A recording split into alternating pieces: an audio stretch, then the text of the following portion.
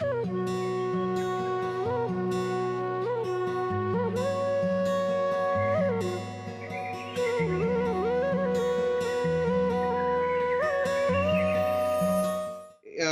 चाहिँ मैले भनिहालेँ enhancing research quality in graduate and undergraduate programs at University in Nepal भन्ने छ। म चाहिँ department of civil engineering Pulchowk क्याम्पसमा जलस्रोतको प्रोफेसरको रूपमा कार्यरत छु र हामीसँग इन्जिनियरिङ अध्ययन संस्थानमा विभिन्न रिसर्च सेन्टरहरू छ। त्यसमध्ये Centre for Water Resources Studies भन्ने अबाउट 1 इयर जति पुरानो यो सेन्टर हो। म जोइन गरेपछि इनिसिएटिभ लिएर वाटरमा हाम्रो प्रोफाइलिङ गर्नुपर्छ भनेर खोलेको संस्था। म त्यसमा डेपुटी एक्जिक्युटिभ डिरेक्टरको रूपमा पनि कार्यरत छु र मेरो एजुकेसन हिसाबले पुल्चोकबाट म ग्रेजुएट भएँ BE AIT भने थाइल्यान्डबाट मेरो मास्टर्स इन वाटर इन्जिनियरिङ गरेँ 2007 मा र जापानको युनिभर्सिटी अफ MRIC बाट PhD गरेँ 2010 मा। र प्रोफेसनली चाहिँ विभिन्न सेक्टरमा PhD पछि इमिडिएटली त्यही इन्स्टिट्युटबाट पोस्टडक, त्यसपछि AITM भन्ने संस्थामा रिसर्च फ्याकल्टी र AIT ब्याङ्ककमै फेरि research fellow and affiliated faculty र इन्टरनेसनल वाटर म्यानेजमेन्ट इन्स्टिट्युटमा रिसर्चर हुँदै हुँदै यो डिसेम्बर 2020 देखि इन्जिनियरिङ अध्ययन संस्थानमा प्रोफेसरको रूपमा कार्यरत छु। मैले मोर देन 75 पियर रिभ्युड आर्टिकलहरू इन्टरनेसनल जर्नलमा पब्लिस गरेको छु। मैले एउटा मेरो प्रोफाइल चाहिँ तपाईँले गुगल स्कलरमा देख्न सक्नुहुनेछ। मेरो लिस्ट अफ पब्लिकेसनहरू यहाँबाट एक्सेस गर्न सक्नुहुनेछ। अब कतिले अब रिसर्चमै अलिकति प्रोफाइल बनाइसक्नु भएकोहरूलाई यो रिसर्चको भ्यालु अथवा पब्लिकेसनको भ्यालु थाहा हुनसक्छ। कोही अर्ली करियरमा भएकोलाई यो बारेमा त्यति अनभिज्ञता पनि हुनसक्छ। सिम्पली मैले भन्नु पर्दा चाहिँ यदि तपाईँहरू रिसर्चर बन्ने लाइनमा हुनुहुन्छ भने रिसर्चरमा हुनुपर्ने केही एट्रिब्युट्सहरू हुन्छन्। एउटा रिसर्चरको प्रोफाइल हुन्छ। त्यो प्रोफाइल भनेको चाहिँ एउटा नम्बर अफ पब्लिकेसन, अर्को पब्लिकेसन कस्तो क्वालिटीको जर्नलमा गरेको छ भन्ने कुरा क्वालिटी अफ जर्नल, र त्यो जर्नल क्वालिटी भने इम्प्याक्ट फ्याक्टरले जनाउँछ। र त्यसपछि चाहिँ पब्लिस त गर्यो, त्यो कसैलाई नि युजफुल भएन, कसैले नि साइटेसन गरेन भने त्यसको इम्प्याक्ट भएन। र गरेको कामको पब्लिकेसनको इम्प्याक्ट के हो भन्ने कुरा चाहिँ नम्बर अफ साइटेसन्स र H इन्डेक्स भन्ने इन्डिकेटर हुन्छ, त्यसकोबाट थाहा हुन्छ। मेरो यो इन्डिकेटरहरू चाहिँ you can see it 31 H index र साइटेसन मोर देन 2700 छ। यो नेपालमा चाहिँ यो एकदमै भनौँ न धेरै साइट मान्छेको यो हुने तपाईँले सायद पाउनुहुन्न। यो हिसाबले चाहिँ मैले रिसर्चको क्षेत्रमा एउटा खालको भनौँ न कन्ट्रिब्युसन गर्ने अवसर पाएको छु, किनकि म लगभग मेरो ब्याचलर्सदेखि नै लगभग रिसर्चकै लाइनमा लाग्दै गएँ। त्यो हिसाबले स्टिल पहिलाभन्दा अलिकति बढी लर्निङ गर्ने होला, अझै लर्निङ गर्दैछु। यो क्रम चाहिँ अनन्तसम्म जारी नै रहनेछ। र यहाँले पनि रिसर्चर हुनको लागि चाहिँ एउटा चाहिँ पब्लिकेसन मैले भने ती एट्रिब्युटहरूलाई बिस्तारै तिखार्दै लग्यो भने एउटा रिसर्चमा आफूलाई चाहिँ इस्टाब्लिस गर्न सक्नुहुन्छ भन्ने हिसाबले मैले देखेँ। केही बुकहरू छन् मेरो, सायद यहाँ नेपाली पब्लिकेसनमा उपलब्ध छैन, इन्टरनेसनल पब्लिसरसँग छ। मैसँग पनि एउटा दुईवटा मात्रै उपलब्ध छ। 2012, 14 त्यसपछिबाट 16 गरी यी बुकहरू पब्लिकेसन तपाईँहरूले मेरो प्रोफाइलमा देख्न सक्नुहुन्छ। लेटेस्ट पब्लिकेसन चाहिँ 2021 मा water climate change and sustainability भन्नेमा पब्लिस भएको थियो। त्यो सबै एडिटेड बुकहरू हुन्। यति मेरो एउटा सर्ट ब्याकग्राउन्ड पछि म विषयवस्तुतिर केन्द्रित हुन चाहन्छु। यो आजको मैले प्रस्तुतिलाई अबाउट एन आवरको प्रस्तुति हुन्छ होला, त्यसपछिबाट हाम्रो क्वेसन एन्सर सेसन हुन्छ र यहाँलाई बिचमै केही लाग्यो भने you can ask me any time. पहिला अन्डरस्ट्यान्डिङ रिसर्च र यसको प्रोसेस के हो भन्नेकोबाट सुरु गर्छौँ। र मेरो अहिलेसम्मको लास्टमा 2 वर्ष जति भयो युनिभर्सिटीमा छिरेको। र त्योभन्दा अगाडि पनि रिसर्चमै र विभिन्न युनिभर्सिटीका उसँग एसोसिएट हुनाले नजिकबाट निहालिरहेको हुँदाखेरि नेपालका युनिभर्सिटीमा रिसर्च रिलेटेड इस्यु के छन् भनेर चाहिँ मैले चाहिँ धेरै छन् इस्यु। त अब इस्यु नहुने नै भएन, जति राम्रो भयो नि इस्यु भइ नै रहन्छन्। अहिलेको मैले चाहिँ सामान्यतया 7 वटा मेरो अब्जर्भेसनहरूलाई मैले राख्ने प्रयास गरेको छु र ती अब्जर्भेसनलाई कसरी एड्रेस गर्न सकिन्छ भन्नेमा मेरो ओपिनियन सेयर गर्नेछु, ताकि यहाँलाई चाहिँ आफूलाई पनि रिसर्चको फिल्डमा अथवा युनिभर्सिटीमा जो कार्यरत हुनुहुन्छ भने कसरी इन्हान्स गर्नेमा केही इन्साइट, र जो चाहिँ अर्ली स्टेजमा रिसर्चमा लाग्दै हुनुहुन्छ भने उहाँहरूलाई पनि यो एरिया यसरी जानु पर्दो रहेछ भन्ने कुराको लर्निङ हुने गरी म सेयर गर्नेछु। र फाइनल्ली अर्को चाहिँ रिसर्चको लागि चाहिन्छ फाइनेन्सियल रिसोर्स लगायतका कुराहरू चाहिन्छ, त्यसलाई हार्नेसिङ गर्ने सम्बन्धमा केही अलिकति थोरै कुराहरू सेयर गर्छु र फाइनल्ली टेक होम मेसेज पछि चाहिँ हामी यसलाई टुङ्ग्याउनेछौँ। रिसर्च भनेको इट इज अ प्रोसेस। यसलाई चाहिँ ठक्क गरेर सुपर मार्केटमा गएर एउटा केही किनेको जस्तो अथवा बत्तीलाई अन गरेर चाहिँ स्विच अन गरेर बत्ती बलेको जस्तो फ्याक्ट हुने चिज होइन। It is a process which aims to answer the research question through multiple aspects. One is it could be through theoretical approach, it could be through experimental approach, it could be through computational studies. It could be through planned and systematic data collection. It could be through analysis, interpretation, and so on.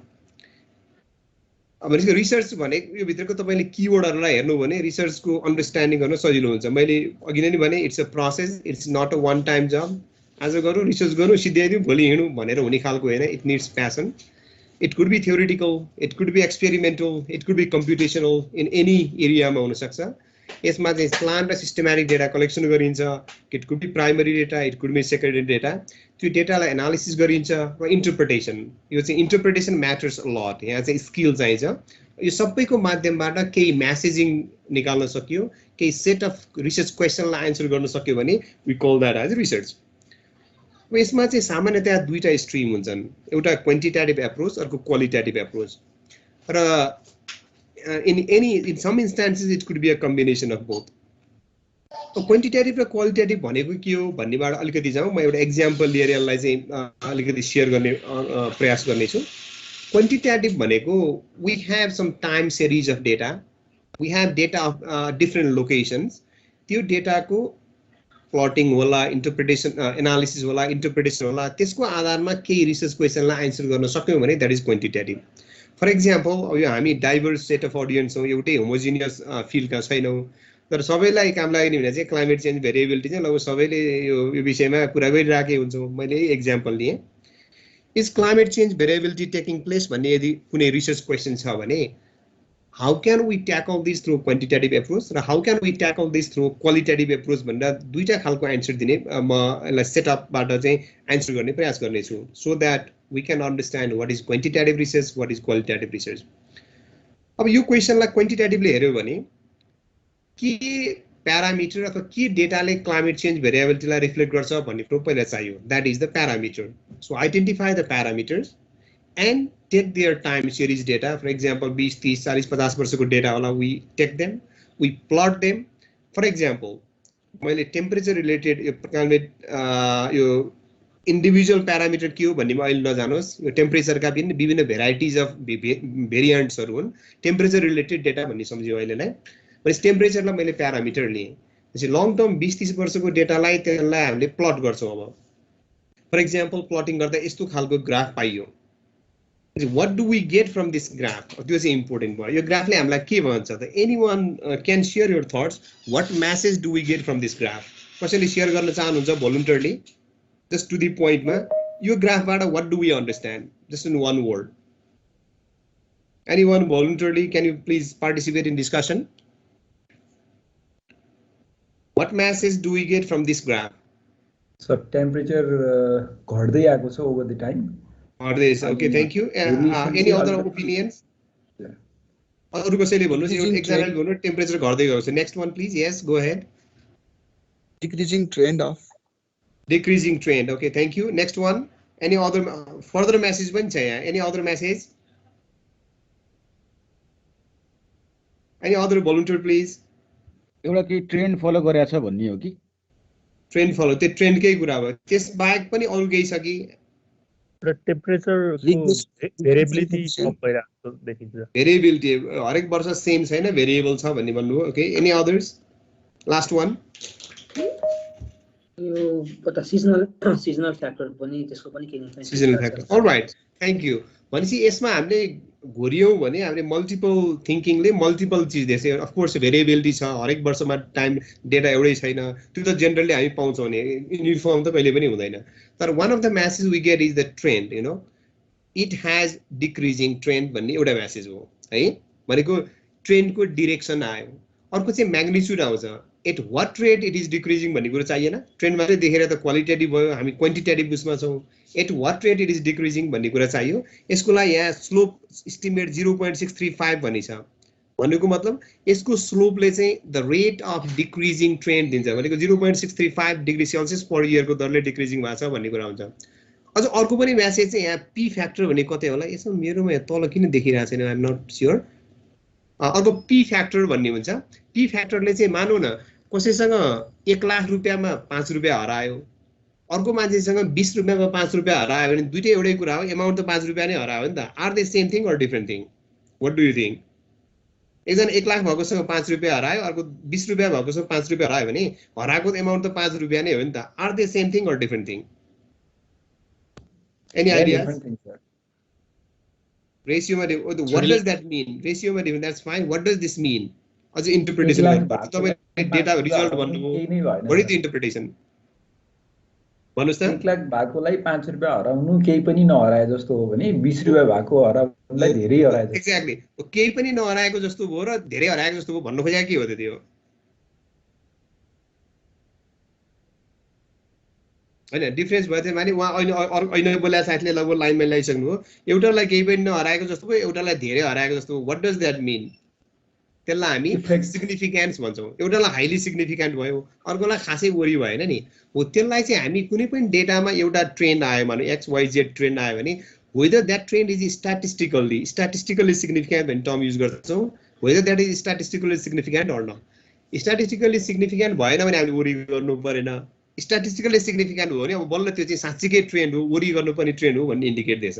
मैले एउटा example दिएर भने यो चाहिँ जुनसुकै एरियामा पनि तपाईँले ट्रेन्ड रिलेटेड कुराको डेटा एनालिसिस गर्नु भने काम लाग्छ. तीनटा म्यासेज हुन्छ, तीनटा. एउटा direction of the trend, it is decreasing trend. Magnitude of the trend 0.635 degree Celsius per इयरले डिक्रिजिङ छ. अर्को whether it is statistically significant or not, त्यो चाहिँ पी भ्यालु भन्ने आउँछ. यदि हामीले 95% लेभल अफ कन्फिडेन्समा बसेर कुरा गऱ्यौँ भने हामी यो रिजल्टमा 95% कन्फिडेन्स छौँ भने हो नि, त्यो भन्नुको मतलब के हो? 5% एरर इज एक्सेप्टेबल भने हो नि त.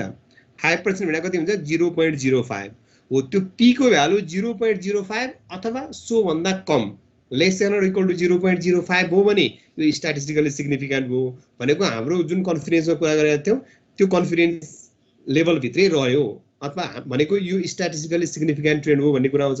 यदि पी को भ्यालु मोर देन 0.05 हो भने त्यो चाहिँ it is not statistically significant. Trend decreasing त हो तर वरी गर्नुपर्ने कुरा भएन. उही 1 लाखमा 5 रुपियाँ हरा जस्तो हो भन्ने म्यासेज जान्छ. त्यसकारण हरेक ट्रेन्ड रिलेटेड कुरामा तपाईँले म्याग्निट्युड, डिरेक्सन र स्ट्याटिस्टिकल सिग्निफिकेन्ट हेर्नुपर्ने हुन्छ. मैले यो एउटा एक्जाम्पल दिँदाखेरि अन्त पनि काम लाग्ने कुरा भने. अनि हामीले यो ट्रेन्ड यो प्लट गरेर ग्राफ त हेऱ्यौँ. यो ग्राफ यतिकै फ्याक्टर ल्याएको डेटाबाट प्लट गरिहाल्न सक्दैनौँ. डेटामा के त तपाईँको करेक्टनेस नहुन सक्छ, क्वालिटी ठिक नहुन सक्छ. त्यसकारणले त्यसलाई डेटालाई स्क्रिनिङ गर्छौँ. युजेबल अथवा क्वालिटी डेटा मात्रै युज गर्छौँ. होमोजेनिटी टेस्टिङ गर्छौँ. अनि मैले ट्रेन्डको कुरा गरेँ, direction, amount and significant of trend हेर्छौँ. र यो एमाउन्ट सिग्निफिकेन्ट अफ ट्रेन्डलाई मार्क होइन म्यान हुनुपर्ने, sorry, Mann Kendall tau test, Sen slope test भन्छौँ. यसबाट पी भ्यालु आउँछ. पी भ्यालुको आधारमा सिग्निफिकेन्स हेर्छौँ. मैले यो चाहिँ प्रोसेस भने सबै ट्रेन्डमा काम लाग्ने. सिम्पल भन्दा चाहिँ के त, क्लाइमेटको यदि टेम्परेचर डेटा यस्तो खालको छ भने then we can say that okay climate change is taking place because there is some trend, decreasing trend and statistically significant trend भयो भने वी क्यान से दिस. मैले यहीलाई मानौँ 4वटा प्यारामिटर डिफ्रेन्ट लोकेसन. यो कुनै पहिलाको मुस्ताङ जिल्लाको गाविसको नाम हो. यसमा आउँदाखेरि विभिन्नको भ्यालु र ब्राकेटमा पी भ्यालु दिएको छ. अब यो जान्नु परेन.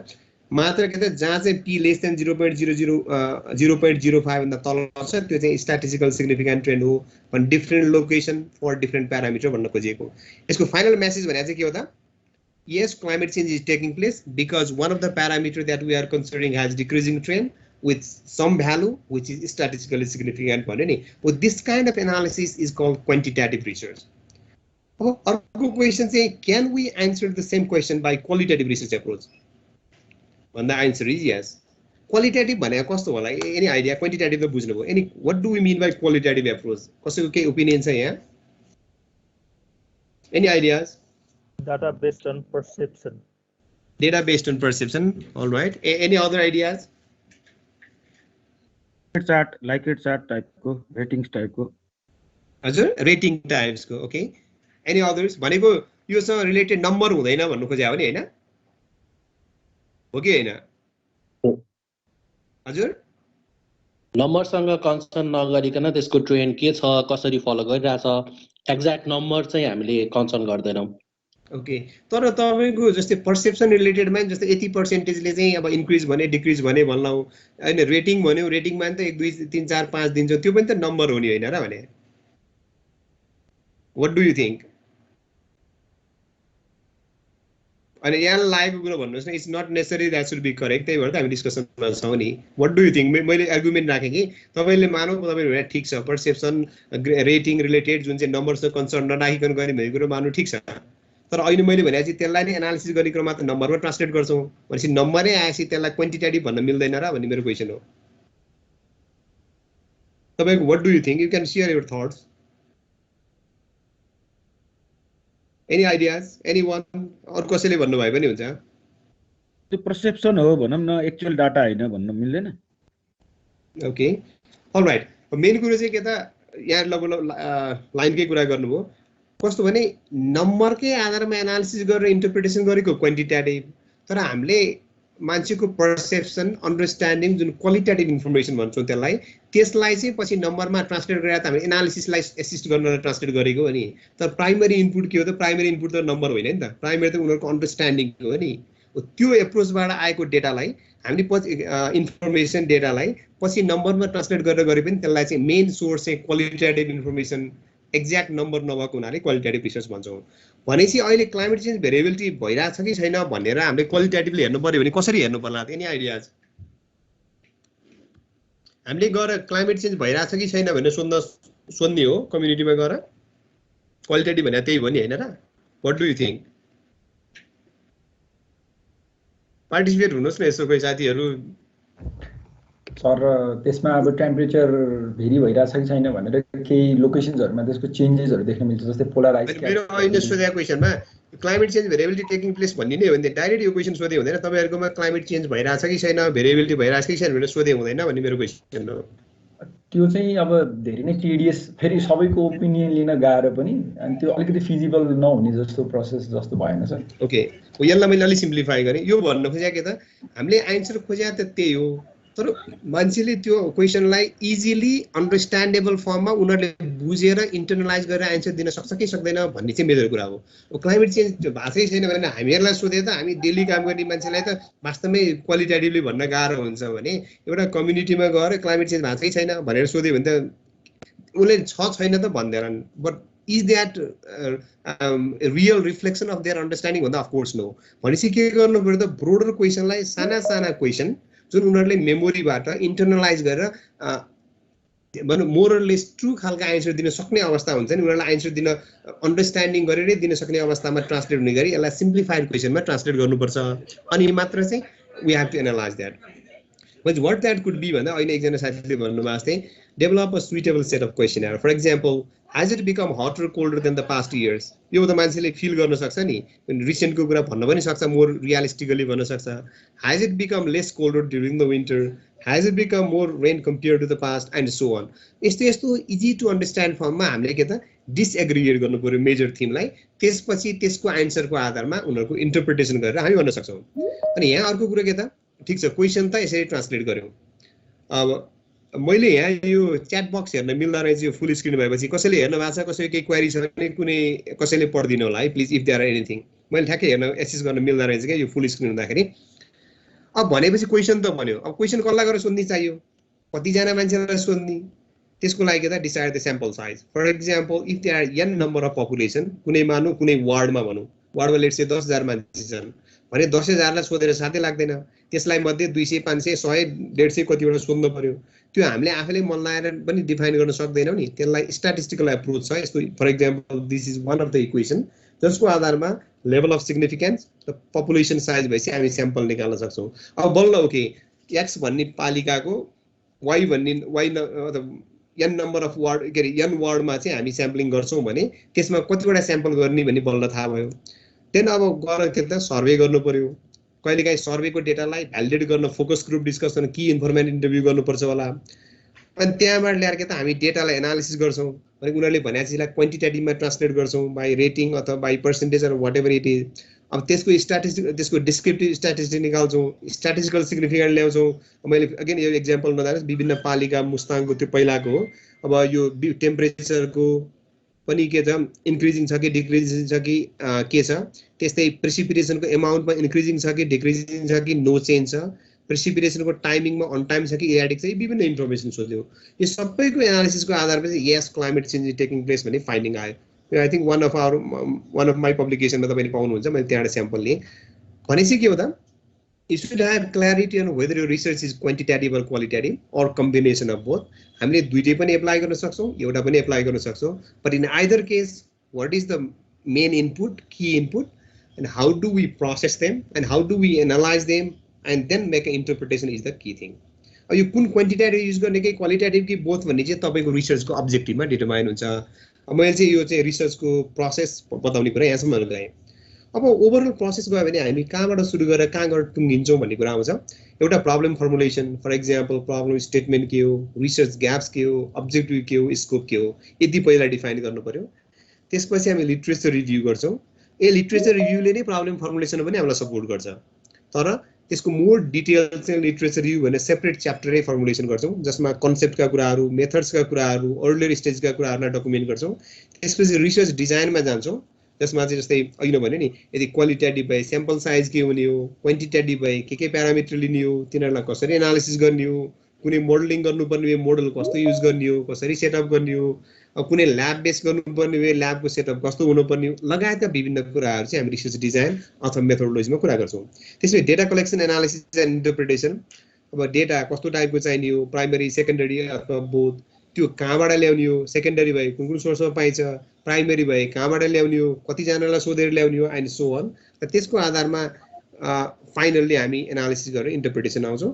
र फाइनल्ली सबमिसन एन्ड डिसिमिनेसन भने सबै कुरो गरेर एनालिसिस रिजल्ट भइसकेपछि त्यसलाई रिपोर्ट राइटिङमा गरेर कहिलेकाहीँ प्रेजेन्टेसन पनि गर्नुपर्छ। आइदर हामी एकाडेमिक सेटिङमा होस् अथवा प्रोफेसनल सेटिङमा हाम्रो रिसर्चको प्रेजेन्टेसन गर्नुपर्ने हुन्छ।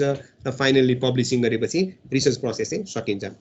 भनेको अगेन यहाँ इम्पोर्टेन्ट कुरा चाहिँ प्रोसेस भन्ने हो। मैले सुरुदेखि नै भनिरहेको छु, research is not a one time job. हामीले स्विचलाई अन अफ गरेर ठ्याक्क रिसर्च सकिने कुरा होइन, सुपर मार्केटमा गएर एउटा चिज किनेको जस्तो होइन। It is a process, it takes time, we need passion, and then only we will be successful in the research.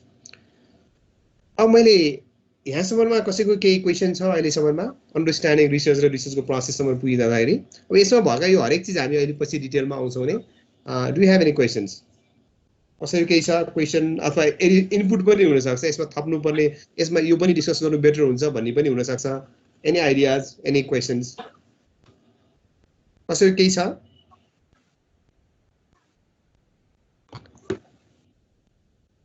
Shall I continue then? कसैको केही छैन भने च्याट बक्समा के आएको छ कसैले देख्नु भएको छ भने भनिदिनु होला है मलाई।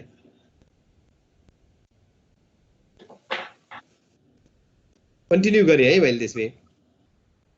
अब अर्को चाहिँ 7 की अब्जर्भेसन। मैले विभिन्न मध्येलाई अब मैले 7वटा मैले देखेको की अब्जर्भेसनहरू राखेँ नेपालको युनिभर्सिटीमा रिसर्च रिलेटेड कुरामा, जुन मैले अनुभव गरेकै फेरि यो अन्तिम सत्य भन्ने चाहिँ होइन है। मैले अहिलेसम्मको अनुभवलाई केही 7वटा बुदालाई मात्रै मैले हाइलाइट गर्न खोजेँ। I can highlight in this way. One is differentiating between consulting and research. Research गर्न आउने विद्यार्थीहरू अथवा इभन अर्ली करियर रिसर्चरहरू पनि कन्सल्टिङ र रिसर्चमा छुट्याउनलाई डिफिकल्टी भएको मैले देखेको छु एउटा। अर्को चाहिँ रिसर्च थिम छ, रिसर्च पनि मजाले गरेको छ, एकदम राम्रो गरेको छ, तर रिसर्चको जुन इम्प्याक्ट छ नि, इम्प्याक्टलाई चाहिँ यो गरेको काम चाहिँ लार्जर पोलिसी अब्जेक्टिभसँग, ब्रोडर कन्टेक्स्टसँग, यो हाम्रो कन्टेम्पोरेरी इस्युसँग कहाँ कसरी जोडिन्छ भन्ने त्यसलाई आर्टिकुलेट गर्न नसक्ने। जति हामी आर्टिकुलेट गरेर सानो कुरा गरे नि यसको लिङ्केज यहाँनिर हुन्छ, ब्रोडर इम्प्याक्ट यो हुन्छ भनेर हामी आर्टिकुलेट गर्न सक्छौँ नि, बल्ल यसको चाहिँ इम्प्याक्ट बढ्ने हो। त्यसपछि तपाईँको फिल्ड मात्रै नभएर त्योभन्दा बाहिरको फिल्डको मान्छेलाई पनि यसको भ्यालु हुनसक्छ नि। त्यो भ्यालु त अर्काले भनिदिने होइन, जो रिसर्च गर्ने मान्छे उसले हाइलाइट गरिदिनु पर्यो। त्यो गर्न नसक्ने अर्को प्रब्लम देखेको छु मैले। फेरि नसक्ने भने सबैलाई लम्सम हालेर 100% मै यो हुन्छ भन्ने होइन कि जेनेरिक वेमा मैले आफूले अब्जर्भ गरेको जेनेरिक इस्युहरू हो।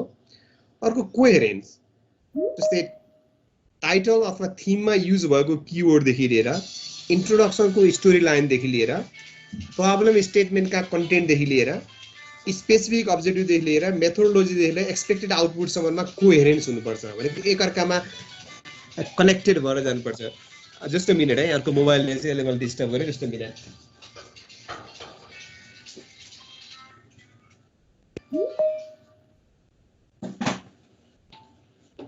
बुझ्नुभयो नि? जस्तै भनौँ न, टाइटल पनि एकदम एक्सलेन्ट छ, इन्ट्रोडक्सन लेखा पनि एक्सलेन्ट छ, अब्जेक्टिभ मात्रै पनि हेर्दा एक्सलेन्ट छ, प्रब्लम स्टेटमेन्ट मात्रै रेलेभेन्ट ठिक छ, तर प्रब्लम स्टेटमेन्टको कुरा र अब्जेक्टिभको कुरो मिलेको छैन। मेथोडोलोजी पनि यसो मेथोडोलोजी सेक्सन मात्रै पढ्दा ठिक छ, तर अब्जेक्टिभसँग त्यो लिङ्क भएको छैन।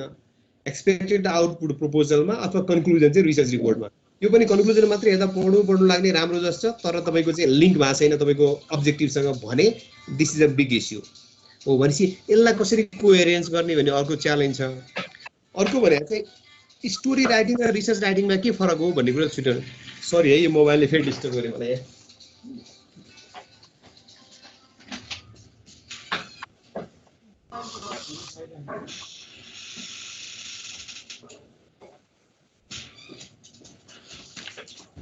सरी, म बिचमा अन्त छिरेको यहाँ डिस्टर्ब भइहाल्यो। स्टोरी राइटिङ र रिसर्च राइटिङमा के फरक हो भनेर छुट्याउन नसक्ने। धेरै जसो राइटिङ चाहिँ स्टोरी जस्तो गरी आउने, कथा भन्नु र रिसर्च लेख्नु त फरक चिज हो नि त। हो त्यसमा फरक के हो छुट्याउन नसकेको कुराहरू रिफ्लेक्सन हुन्छ मैले विद्यार्थीहरूको पढ्दाखेरि अथवा इभन अरूको रिसर्च रिपोर्ट कहिलेकाहीँ एक्सटर्नल भएर पढ्दाखेरि। अर्को चाहिँ लिट्रेचर रिभ्यू त गरेको छ, लिट्रेचर पनि टन्न पढाएको छ, मेहनत पनि गरेको छ, बट त्यसलाई रिसर्च ग्यापमा एप्रोप्रिएटली ट्रान्सलेट गर्नलाई गाह्रो हुने अर्को समस्या देखेको छु।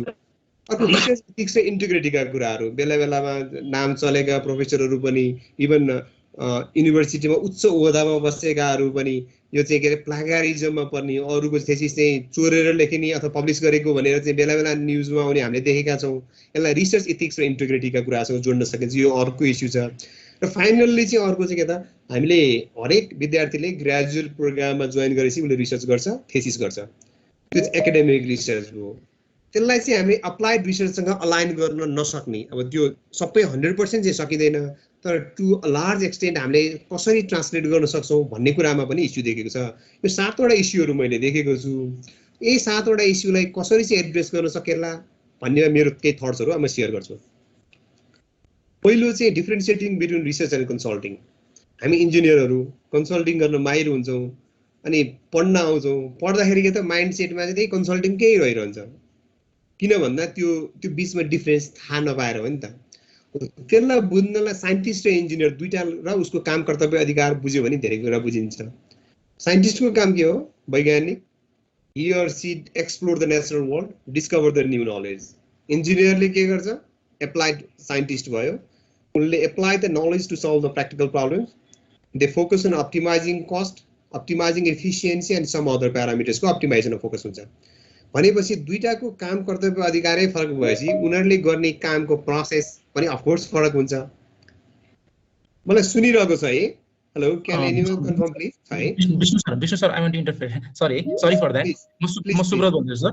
सर यो यसमा कस्तो भयो भनेदेखि due to some technical problem यो ठ्याक्कै यसको टाइम लिमिटेसन देखाइरहेको छ 1 घण्टाको होइन। सो त्यो मिटिङ चाहिँ इन हुन सक्छ, इन हुन्छ नै। इन भएपछि पनि हामी सेम लिङ्कबाट जोइन हुनुपर्छ सर। हामी सबैजना पार्टिसिपेन्टलाई म यहाँबाट जानकारी गराउन चाहे। तपाईले 2 मिनेट बाँकी भएपछि इन्फर्म गरिदिनु, त्यसपछि म स्टप गर्छु, then we can rejoin again है। ओके सर, यसमा देखाउँछ होला कतै। इन केस अटोमेटिकली अफ भयो भने त्यही लिङ्कबाट चाहिँ जोइन हुनलाई म सबैलाई अनुरोध गर्न चाहन्छु। के होला भन्दाखेरि मैले बोलिरहँदा मेरोमा देखिँदैन थियो, फुल स्क्रिन भएपछि मेरो यो स्क्रिन बाहेक अरू टिम्सको केही पनि देखिँदैन रहेछ कि मेरोमा।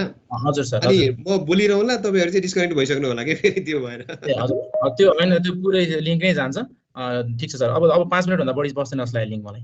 ओके, हजुर हुन्छ sir, you can go on. यो दुईटा प्रोसेसलाई हेर्यो भने नि यतापट्टिको लेफ्ट साइडको चाहिँ तपाईको साइन्टिफिक प्रोसेस भयो भनेको रिसर्च मेथोडोलोजी, रिसर्च प्रोसेस भयो। राइट ह्यान्ड साइडको चाहिँ इन्जिनियरिङ प्रोसेस र कन्सल्टिङ प्रोसेस भयो। रिसर्च प्रोसेसमा के छ भन्दाखेरि एक्जिस्टिङ नलेज त जहिले पनि हुन्छ नि। आजभन्दा 1000 AD मा पनि केही न केही नलेज त थियो नि, साइन्टिफिक नलेज थिएन। त्यो बेला पनि तारा गनेर चाहिँ मान्छेले मौसमको भविष्यवाणी गर्थे अरे, विभिन्न खालका नलेजहरू थिए। अब डकुमेन्टेसन भएन आफ्नो ठाउँमा छन् भने एक्जिस्ट एउटा लेभलको नलेज त्यो बेला पनि थियो। अब अहिले त सबै काम साइन्टिफिक काम भइसक्यो जस्तो लाग्छ। अहिले पनि एउटा बडी अफ नलेज छ, तर we still are discovering the new thing होइन त। एक्जिस्टिङ नलेज हुन्छ। अब साइन्टिफिक क्युरियोसिटी आउँछ। फर इक्जाम्पल हामी एउटा रुममा बसेका छौँ भने त्यो रुमको साइज त्यति नै किन भएको, त्यो रुमको माथि भनेर बत्ती जुन ठाउँमा राखेको छ त्यो ठाउँमा नराखेर 4वटा वालमा 4वटा राखेको के हुन्थ्यो होला। फ्लोरको हाइट घटाएर 5 फिटको मात्रै बनायो नि हुन्थ्यो नि, मान्छे निहुरेर भित्र छिर्न सकिहाल्थ्यो। त्यो बनावे के हुन्थ्यो होला भनेको this all are scientific curiosity. मान्छेलाई कुनै मान्छेलाई त्यस्ता क्युरियोसिटी आउँछ र उसले हाइपोथेसिस बनाउँछ। Okay, this research questions, this curiosity might be due to this reason भनेर हाइपोथेसिस बनाउँछ। अब त्यसलाई लजिकल एनालिसिस गर्छ, यो साइन्टिफिक एसेसमेन्टहरू गर्छ, प्रुफ निकाल्छ। प्रुफ निकालेपछि whatever we get, either hypothesis true हुन सक्छ false हुन सक्छ, त्यसरी त्यसलाई कम्युनिकेसन गरेर एक्जिस्टिङ बडी अफ नलेजमा यसले कन्ट्रिब्युट गर्छ। यसलाई चाहिँ हामी रिसर्च प्रोसेस भन्छौँ। र कन्सल्टिङ प्रोसेसमा चाहिँ हामी रिसर्च प्रोसेसबाट आएको चिजलाई कुनै त्यसलाई इन्डस्ट्रीमा ट्रान्सलेट गरेर कुनै टुल्स टेक्नोलोजीमा डेभलप गर्छन्, त्यसलाई state of the art technology भन्छौँ। अनि हाम्रो प्र्याक्टिकल्ली फिल्डमा काम गर्न केही प्रब्लम आइडेन्टिफाई गर्छौँ, त्यो प्रब्लमलाई कन्सेप्चुअलाइज गर्छौँ र यसलाई सल्भ गर्न भएका उपलब्ध टुल टेक्नोलोजी मध्ये कुनले सल्भ गर्ला भनेर हामी आइडेन्टिफाई गर्छौँ, त्यसको फिजिबिलिटी एनालिसिस गर्छौँ र फाइनल्ली अब प्रोडक्सन रिलेटेड भने प्रोडक्सनमा, होइन भने एप्लिकेसनमा जान्छौँ र if that is okay then र कहिलेकाहीँ त्यो एप्लाई गर्यो सकिन्छ, कहिलेकाहीँ एप्लाई गर्ने क्रममा फेरि न्यू अन्डरस्ट्यान्डिङ आउँछ अथवा टुल टेक्नोलोजी मोडिफाई हुनसक्छ, त्यसपछि फेरि स्टेट अफ द आर्टमा चाहिँ यसले कन्ट्रिब्युट गर्छ। र यो प्रोसेसबाट जान्छ कन्सल्टिङ हो। त्यसकारण यो प्रोसेस, यो दुईटा प्रोसेसलाई राम्रोसँग बुझ्यो, रिसर्च प्रोसेस र कन्सल्टिङ प्रोसेस भने there is a difference between research and consulting भन्ने कुरो छर्लङ्ग थाहा हुन्छ। अनि तपाईँले बनाइरहने प्रपोजल, तपाईँले लेखिरहने रिसर्च रिपोर्ट चाहिँ रिसर्चको फर्ममा ट्रान्सलेट गर्न सजिलो हुन्छ। एउटा यो भयो। अर्को linking research theme to a broader context, जसले चाहिँ इन्हान्सिङ इम्प्याक्ट। हामीले काम त गर्छौँ, काम एकैचोटि भयङ्करको नोबेल प्राइज पाउने काम त गर्न सक्दैनौँ, साना साना काम गर्छौँ, तर त्यसको चाहिँ लिङ्केज चाहिँ लार्जर ब्रोडर पोलिसी अथवा प्र्याक्टिस क्वेसनसँग हुनसक्छ। त्यसबाट what is the larger policy and practice questions भन्नेबाट सुरु गर्छौँ। रिसर्च प्रोसेसमा चाहिँ सम रिसर्च फन्डिङ हुन्छ, त्यसबाट प्योर रिसर्च हुँदै एप्लाइड रिसर्च हुँदै डेभलपमेन्ट हुँदै एप्लिकेसन हुँदै सोसाइटल बेनिफिटसँग हुन्छ। हो हामीले जोड्नुपर्ने सोसाइटल बेनिफिटसँग हो। मैले गरेको काम सानो काम भए पनि यो सोसाइटल बेनिफिटसँग कसरी लिङ्क हुन्छ भन्ने कुरा आर्टिकुलेसन गर्न सक्यो भने त्यो रिसर्च गर्ने बित्तिकै नहुन सक्छ। आज मेरो रिसर्च सक्यो, भोलि नै त्यो सोसाइटल बेनिफिट नहुन सक्छ, 10 वर्ष 20 वर्ष 100 वर्षपछि हुन नि सक्छ। त्यसकारण कुनै साइन्टिस्टले गरेको 18औं शताब्दी 19औं शताब्दीमा गरेको कामको चाहिँ अहिले आएर नोबेल प्राइज पाइरहेको हुन्छ नि भनेको भ्यालु, त्यसलाई रियलाइज गर्न सोसाइटल बेनिफिट ट्रान्सलेट गर्न may take many years many decades, but still finally हामीले आर्टिकुलेट चाहिँ रिसर्च गर्ने मान्छेले गरिदियो भने यसको भ्यालु थाहा हुन्छ। यसमा तीनटा पार्टिजहरू हुन्छ, एउटा साइन्टिस्ट एकाडेमिसियन, अर्को पोलिसी मेकर र अर्को साइन्स सोसाइटी अथवा पब्लिक। सकेसम्म तीनटै क्याटेगोरीलाई, नसके पनि कम्तीमा दुईटा क्याटेगोरीको प्रब्लमलाई हामीले एड्रेस गर्न सक्यौँ भने हाम्रो रिसर्चको इम्प्याक्ट लार्ज हुन्छ। साइन्टिस्ट एकाडेमिसियनलाई के हुन्छ भन्दा what are the scientific fact, whether the methods use are accurate or not, whether the assumption made are good or not, whether the interpretations are right or not भन्नेबाट सुरु गर्छ। भनेको मलाई तपाईँले ल्याएर कुनै एउटा रिसर्च रिपोर्ट दिनुभयो भने म कन्क्लुजन जतिसुकै फ्यान्सी भए पनि म कन्क्लुजन पढ्दिनँ। मैले चाहिँ ओभरअल मेथोडोलोजीबाट पढ्छु, अब्जेक्टिभ के हो, मेथोडोलोजी के हो, गरेको प्रोसेस पहिला हेर्छु, किन मेरो कन्सर्न एकाडेमिसियनको कन्सर्न त्यहाँनिर हुन्छ। त्यो सबै चिज ठिक छ भने अब बल्ल यसले निकालेको रिजल्ट ठिक छ भनेर म अब रिजल्ट र त्यसको अन्डरस्ट्यान्डिङ त्यसको भ्यालुतिर बल्ल जान्छु। पोलिसी मेकर कहाँ जानु भने मेथड के युज गर्नुभयो, कुन साइन्स लाउनुभयो मतलब हुँदैन। यदि यो रिजल्ट यो रिकमेन्डेसन मैले इम्प्लिमेन्ट गर्ने हो भने देशलाई कति फाइदा हुन्छ, tell me in monetary term, 2 billion 5 billion 10 billion trillions कति रुपियाँ चाहिँ मैले सेभ गर्न सक्छु भनेर उहाँहरूलाई भन्दा त्यो ल्याङ्ग्वेजमा कुरा गर्नुपर्छ। भने सोसाइटी पब्लिकलाई जसुकै देशको पैसा बचाउन मलाई मतलब छैन, जसुकै तपाईँ टेक्नोलोजी लगाउनुहोस् मलाई मतलब छैन, त्यसो भएदेखि हामीले चाहिँ कसरी प्रिपेयर्ड हुनुपर्छ भन्ने कुरा उहाँहरूलाई कन्सर्न हुन्छ। भनेपछि सोसाइटी पब्लिकलाई यदि हामीले कम्युनिकेट गर्ने हो भने this is how you have to get prepared for the future भन्ने वेमा हामीले कम्युनिकेट गर्न सक्नु पर्यो। भनेपछि यसरी यी चाहिँ ब्रोडर स्टेक होल्डर भयो नि, उनीहरूको कन्सर्नसँग हाम्रो रिसर्चलाई लिङ्क गर्न सक्यो भने बल्ल यसको चाहिँ इम्प्याक्ट हुन्छ। भनेपछि what are the academic issues does this research address, what policy issues does this research address, what societal र public concern or hot issue does this research address भन्नेमा एन्सर गर्न सक्यौँ भने बल्ल हाम्रो रिसर्च थिमलाई चाहिँ ब्रोडर पोलिसी कन्टेक्ससँग जोडिन्छ। तर धेरै जसो हाम्रो रिसर्च गर्ने युनिभर्सिटीको एकाडेमिक सेटिङमा गर्नेमा यहाँतिर त्यति सोच्नै भ्याउँदैनौँ। आइदर हामीलाई आइडिया नभएर अथवा चाहिँ त्यसको टाइम प्रेसर भएर अथवा चाहिँ यसको इस्युको नेचरमा हाम्रो अथवा स्किल नपुगेर भनौँ, त्यसरी हामी लार्ज स्केलमा जोड्न सकिरहेको हुँदैनौँ। जोडियो भने बल्ल हामीले इम्प्याक्ट चाहिँ बढाउन सक्छौँ। अब यो मैले 7वटा मेरो की अब्जर्भेसन्स अफ रिसर्च रिलेटेड इस्युमा पहिलो र दोस्रो कुरा गऱ्यौँ। अब थर्ड चाहिँ coherence among the different sections of the proposal अथवा रिसर्च रिपोर्ट चाहिँ यो मिलाउनलाई इस्यु हुने कुरामा जाउँ। सबभन्दा पहिला प्रपोजलको अन्डरस्ट्यान्डिङबाट जाउँ अथवा a general advice for proposal writing is proposal is an introduction to your research. Proposal हुँदै हुँदै बिस्तारै त्यसलाई खारिँदै अल्टिमेट रिसर्च रिपोर्टमा जाने हो हैन। Proposal is not a binding contract. कहिलेकाहीँ के लाग्छ भने मैले प्रपोजलमा यसो भनेको छु, पछि रिभाइज गर्न मिल्ने हो कि नमिल्ने हो, मिल्दैन होला, अब के गर्ने, यो अनुसार मैले एचिभ गर्न सकिनँ भनेर एकदम वरी भएको विद्यार्थीहरू मबाट आइपुग्छन्। The proposal is not a binding contract. It does not limit your ideas, help you to think critically and practically, be prepared to revise. तपाईको proposal भने भन्दा completely सबै objective change पनि हुन सक्छ by the end of the day, by the end of you finish the research. So don't worry about those things. A proposal demonstrates how your work contributes to the existing knowledge and research, and also it demonstrates your understanding for conducting discipline-specific research in an acceptable time frame. यो कुराको general idea, general indication मात्रै दिने हो. It can change over the time, so don't worry about that. अनि कहिलेकाहीँ विद्यार्थीलाई के लाग्छ भन्दा मेरो टिचरले पढिदिनु भएन, फिडब्याकै दिनु भएन, उहाँले आइडिया दिनु न, हेर्दै हेर्नु भएन, एकदमै भयभरका दोष जति टिचरलाई थुपारी चलाउनुहुन्छ. तर फ्याक्ट के हो भन्दा proposal is students' work. If you are a student or if you are supervising a student, students should come up with the idea. Supervisor ले दिने भनेको चाहिँ okay, overall direction is right or not. If not, what should change भन्दा generic advice दिने हो. Therefore, this thing should be aware to all the researchers. Generally length भने चाहिँ यति नै भन्दा कहीँ पनि स्पेसिफाई गरेको छैन, कानुनमा लेख्ने कुरा पनि भएन. Roughly 20 पेजको हाराहारी हुने गर्छ generally. Style consideration मा हामीले proposal writing गर्दा विभिन्न ठाउँमा विभिन्न खालका भनौँ न मेसेजहरु काहीँ एक थरी strongly यो हो भनेको छ, अर्को ठाउँमा होइन भनेको छ, अर्को ठाउँमा confusion देखाएको छ, त्यस्तो हुनु हुँदैन. Strike consistently confidence tone, avoid arrogant tone. अनि कहिलेकाहीँ पुरा 19 let's say 80s तिर अथवा 90s तिरको चाहिँ इस्युलाई चाहिँ त्यो कुनै लिटरेचर साइटेसन गरेर this is a issue भनेर लेखेको पनि पाइन्छ. That's no more valid. हामीले move from old to the new information. नयाँ लिटरेचरले भनेको कुरामा विश्वास गर्नु पर्यो. Use simple and short sentences. यो टेक्निकल राइटिङ भनेको लामो बनाएर गोलमोटल बनाएर लेख्ने कुरा हैन, यो साहित्य होइन. Use straightforward simple sentences. Of course there should be grammatically correct. Generally passive voice मा युज गरिन्छ र हाम्रो आइडियाहरुलाई राइटिङलाई बेटर बनाउन, आइडियालाई राम्रोसँग एक्सप्रेसन गर्न चाहिँ चार्टहरु, ग्राफहरु, डायग्रामहरु, इलस्ट्रेसनहरु युज गर्न सकिन्छ where possible. अब हामीले सुरु गर्दा बिगर पिक्चर दिनुपर्छ. भेरियस WH क्वेशनलाई तपाईको प्रपोजलले र पछि चाहिँ त्यो प्रपोजलका 50% त पछि रिसर्च रिपोर्टमा काम लाग्छ, त्यसलाई चाहिँ सपोर्ट गर्नुपर्छ. WH question what you intend to study भने स्कोप र अब्जेक्टिभ अथवा रिसर्च क्वेशन भयो. How you intend to study भने मेथोडोलोजी भयो. Why भनेपछि this topic needs to be studied भन्दा what is the significance of this study भयो. When you will complete this work भन्दा टाइमलाइन भयो. Where you will conduct this work भन्दा study area. यो सबै यति कुरामा कम्तिमा तपाईको प्रपोजलले क्लियरली कम्युनिकेट गरेको हुनुपर्छ र तपाईको गर्ने कामलाई this is valuable therefore we did it, we are conducting it भनेर चाहिँ क्लियरली कम्युनिकेट गर्न.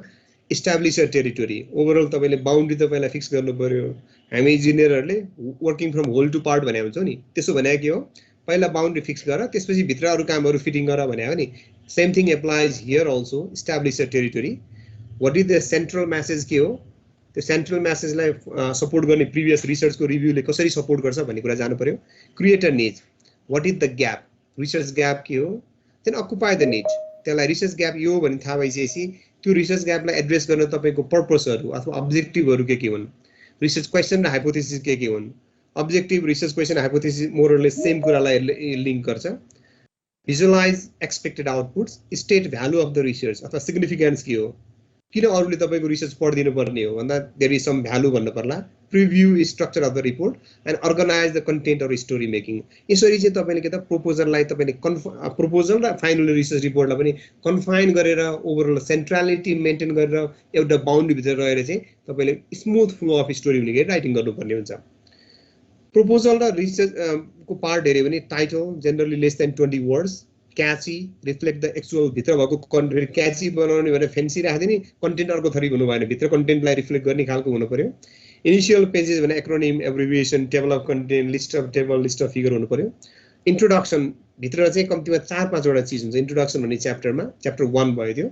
ब्याकग्राउन्ड र कन्टेक्स्टका कुरा, प्रब्लम स्टेटमेन्टका कुरा, रिसर्च क्वेशन्स र अब्जेक्टिभका कुरा, सिग्निफिकेन्स अफ द स्टडीका कुरा र लिमिटेसन स्कोपका कुराहरू रहन्छन्.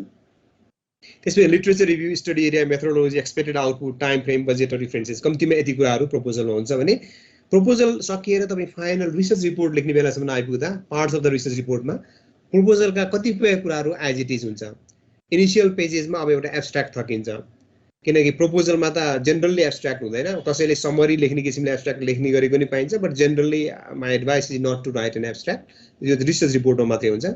र अरु थपिने कुरो भनेको मेटेरियल मेथड्ससम्म सेम हुन्छ अथवा मेथोडोलोजी भन्नु मेटेरियल्स मेथड्स भन्नु एउटै कुरा हो मेथोडोलोजी भन्यो भने स्टडी एरिया सेपरेट हुन्छ मेटेरियल्स मेथड्स भन्यो भने स्टडी एरिया पनि त्यही भित्र पर्छ त्यसो results and discussion conclusion and recommendation final research रिपोर्टमा हुन्छ प्रपोजलमा हुँदैन प्रपोजलमा के त कन्क्लुजन रिकमेन्डेसनको सट्टा चाहिँ एक्सपेक्टेड आउटपुट हुन्छ फेरि output and outcome are two different things कहिलेकाहीँ कतिले चाहिँ आउटकम लेखेको पाइन्छ आउटपुट भनेर चाहिँ इमिडिएटली रिसर्च सकिने बेलामा what do you get at the end of the day भने आउटपुट भयो हामीले लेख्ने आउटपुट हो आउटकम भनेर चाहिँ कुनै डेभलपमेन्ट प्रोजेक्टले केही रिकमेन्डेसन इम्प्लिमेन्टेसन गर्यो इन्टरभेन्सनहरू त्यो इन्टरभेन्सन इम्प्लिमेन्ट गरिसकेपछि 10-15 वर्ष अथवा 5-10 वर्ष डाउन द टाइम लाइनमा चाहिँ के चेन्जेस भयो पोजिटिभ नेगेटिभ सोसाइटी इकोनोमी आदिमा के चेन्ज भयो भनेर त्यसको एसेसमेन्ट गरेर चाहिँ आउटकम भयो त्यसकारण हाम्रो रिसर्च सेटिङमा गर्ने चाहिँ आउटपुट हो इट्स नट एन आउटकम अनि डिफरेन्सेस भन्ने अगाडि नै हुन्थ्यो पछाडि नै हुन्छ अब अहिले पछि धेरै इन्फर्मेसन आउँदा एपेन्डिक्स अथवा एनेक्सिस भनेर पनि राख्ने चलन हुन्छ यसरी डिफरेन्सेसहरू पाउँछौँ जस्तै ब्याकग्राउन्ड र प्रब्लम स्टेटमेन्ट कसरी लिङ्क गर्ने भन्दा ब्याकग्राउन्डलाई इस्टाब्लिस जनरल टेरिटोरी अथवा रियल वर्ल्ड रिसर्चमा कनेक्ट गर्नु पर्यो background issue, what are knowns, what are unknowns. For example, literature reviewer, this is what we already know from the literature, this is what we don't know, therefore it is a research gap भन्ने वेमा आउनु पर्यो Describe broad foundation of your study with adequate citation of recent literature. हेर्नुस् एउटा citation अर्को recent literature हामीले citation गरेनौँ भने हामीलाई मनमा लागेको कुरा मनोगत व्याख्या गरियो नि त्यो चाहिँ कथा हुन्छ इट्स नट अ रिसर्च जब हरेक स्टेटमेन्टलाई हामीले चाहिँ के त एप्रोप्रिएट लिटरेचरले यो यहाँबाट लिएको यसले भनेको भनेर साइड गरिन्छ बल्ल it becomes it gives the reflection of the report research report अथवा रिसर्च प्रपोजल हुन्छ रिसेन्ट लिटरेचर भने मैले भन्नुको मतलब 20-30 वर्ष पुरानो लिटरेचरलाई साइड गरेर चाहिँ this is the issue this is the data भन्न पाइएन किनकि त्यो त 20-30 वर्षमा कति चेन्ज भइसकेको हुन्छ नि we have to update that with the recent information Detailed literature will be provided in the literature review chapter, but in introduction or background, we give the very high level synthesis.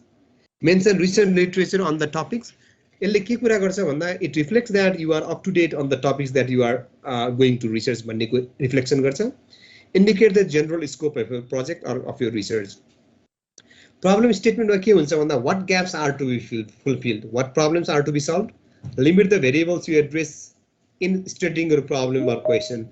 कहिलेकाहीँ हामीलाई के लाग्छ भन्दा भयभरका सबै यही रिसर्चमा गर्न पाए हुन्थ्यो धेरै कुरा कभर गरेपछि सब आनन्द आउँथ्यो भने जस्तो लाग्छ मलाई पनि मास्टर थेसिस गर्दा त्यही लाग्थ्यो ए सबै कुरा गर्न पाए हुन्थ्यो भने राख्दै जाँदा त एकदमै बल्की उड जस्तो हुँदा रहेछ अनि मेरो प्रोफेसरले भन्नुभयो this is not the way focus on one or two things then go deep dive to that breadth बढी भन्दा नि डेप्थ बढी जाऊ then that this makes your research गर्न सल्लाह दिनुहुन्थ्यो this is what I am communicating to you all now धेरै कुरा कभर गर्ने कि थोरै होस् तर क्याची र की मेसेज क्लियरली आउने खालको रिसर्च क्वेसन सेटअप गर्नुपर्छ consider framing the problem as a questions and depth is important rather than breadth यी कुरा चाहिँ हामीले बुझ्नुपर्छ प्रब्लम स्टेटमेन्ट र ब्याकग्राउन्डको सेटिङ गरिरहँदा फर एक्जाम्पल एउटा मैले एक्जाम्पलले ब्याकग्राउन्ड र प्रब्लम स्टेटमेन्ट एउटा model based estimation of land subsidence in Kathmandu valley भन्ने चाहिँ एउटा रिसर्च मेरो थिम छ प्रब्लम छ भने why land subsidence study matters what are its cause भन्नेबाट सुरु गर्नु पर्ला अब यो यसमा मानौ ग्राउन्ड वाटर एब्स्ट्राक्सनले गर्दा ल्यान्ड सब्सिडेन्स हो भन्ने हाम्रो आर्गुमेन्ट रह्यो भने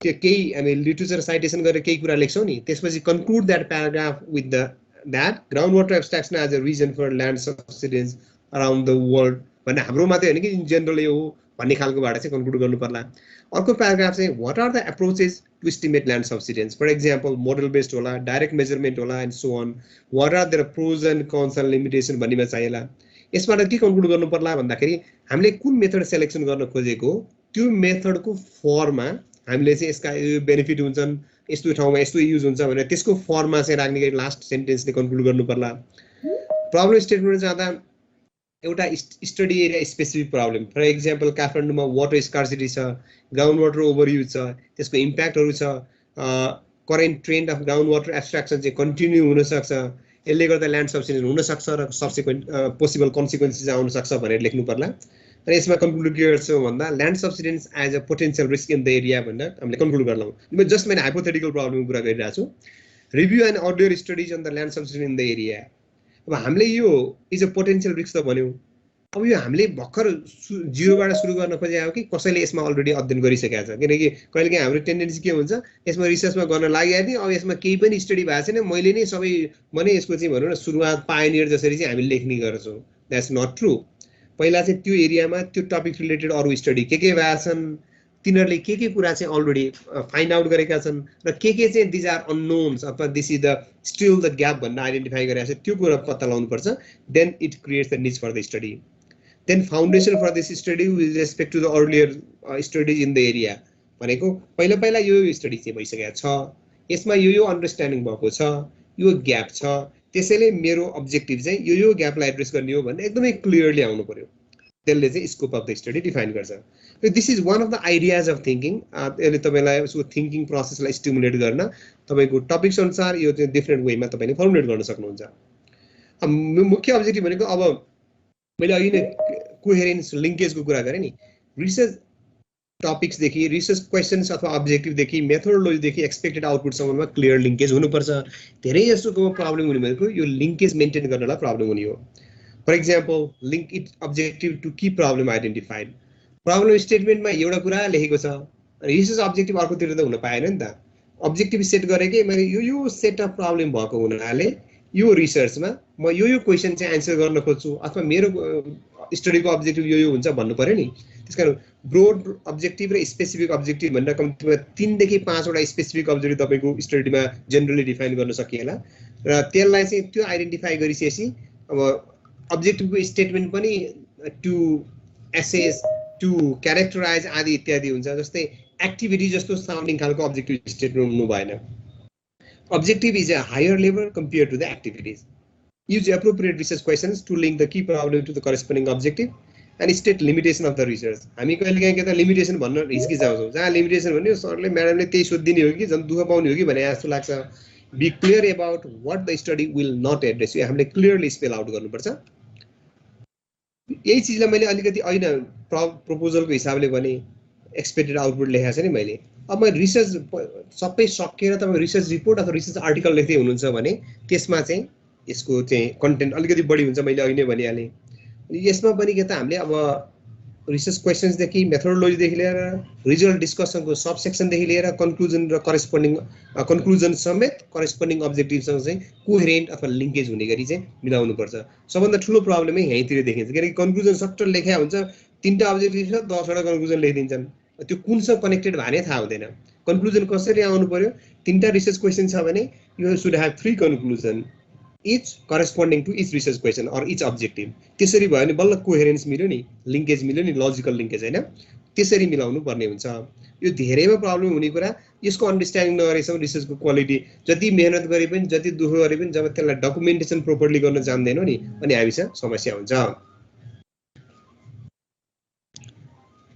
अब यसलाई कनेक्सन गर्नलाई प्रब्लम स्टेटमेन्टदेखि नै तपाईँको research question objective methods data tool र एक्सपेक्टेड आउटपुट भनेर तपाईँले यो खालको यसलाई हामी कोअर्डिनेसन स्किममा पनि भन्छौँ हरेक अब्जेक्टिभको करेस्पोन्डिङ प्रब्लम स्टेटमेन्ट के हो त 1 2 3 4 5 छ भने त्यसको करेस्पोन्डिङ स्टेटमेन्ट के हो एकदम सर्टमा इच अब्जेक्टिभ एचिभ गर्ने मेथड्स के हो डेटा टुल के हो एक्सपेक्टेड आउटपुट के हो भनेर चाहिँ यसरी हाम्रो होरिजेन्टल पनि कनेक्सन र भर्टिकल पनि कनेक्सन भनेको each objective should be connected to other objective or there should be a clear linkage between the objective हुनुपर्छ अनि मैले प्रब्लम स्टेटमेन्ट पनि यसमा किन राखेको भन्दाखेरि जब तपाईँ यो यो हेर्दा टेबल सजिलो भयो नि यो टक्क मिलाएर लेख्न अलिकति क्रिटिकल थिङ्किङ र 2-4 राउन्ड अफ चाहिँ तपाईँको ट्रायल एन्ड एरर नै चाहिन्छ अनि यो प्रब्लम स्टेटमेन्ट यहाँ राख्नुभयो भने अब यो हरेक स्टेटमेन्टलाई इलाबोरेसन गर्नुभयो भने तपाईँको प्रब्लम स्टेटमेन्ट सेक्सनको चाहिँ 3टा अब्जेक्टिभ छ भने 3टा प्याराग्राफ हुन्छ तर यहाँ चाहिँ सानो स्टेटमेन्ट हुन्छ सानो एक लाइन हुन्छ त्यसलाई तपाईँले त्यहाँ लेख्ने बेला चाहिँ एप्रोप्रिएट लिटरेचरसँग चाहिँ तपाईँले टाई अप गरेर लेख्नुहुन्छ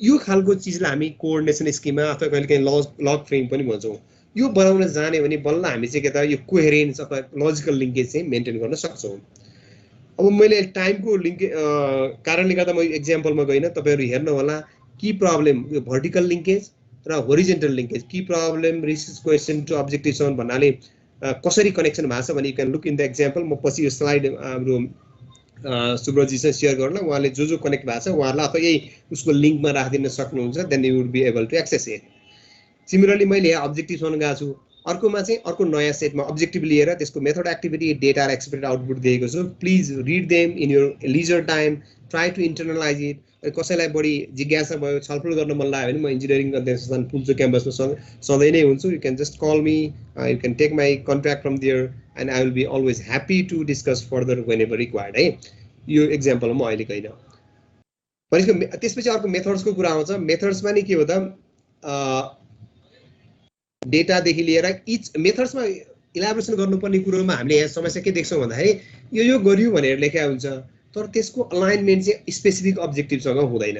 मेथोडोलोजीलाई तपाईँले सब च्याप्टरमा डिभाइड गर्दा पनि के त इच स्पेसिफिक अब्जेक्टिभ्सको चाहिँ रिफ्लेक्सन आउने गरी सब च्याप्टर बनाउनु हो भने बल्ल यो मेथड यो स्पेसिफिक अब्जेक्टिभलाई चाहिँ यो मेथड एचिभ गर्छु भन्ने कुरो आउनुपर्छ।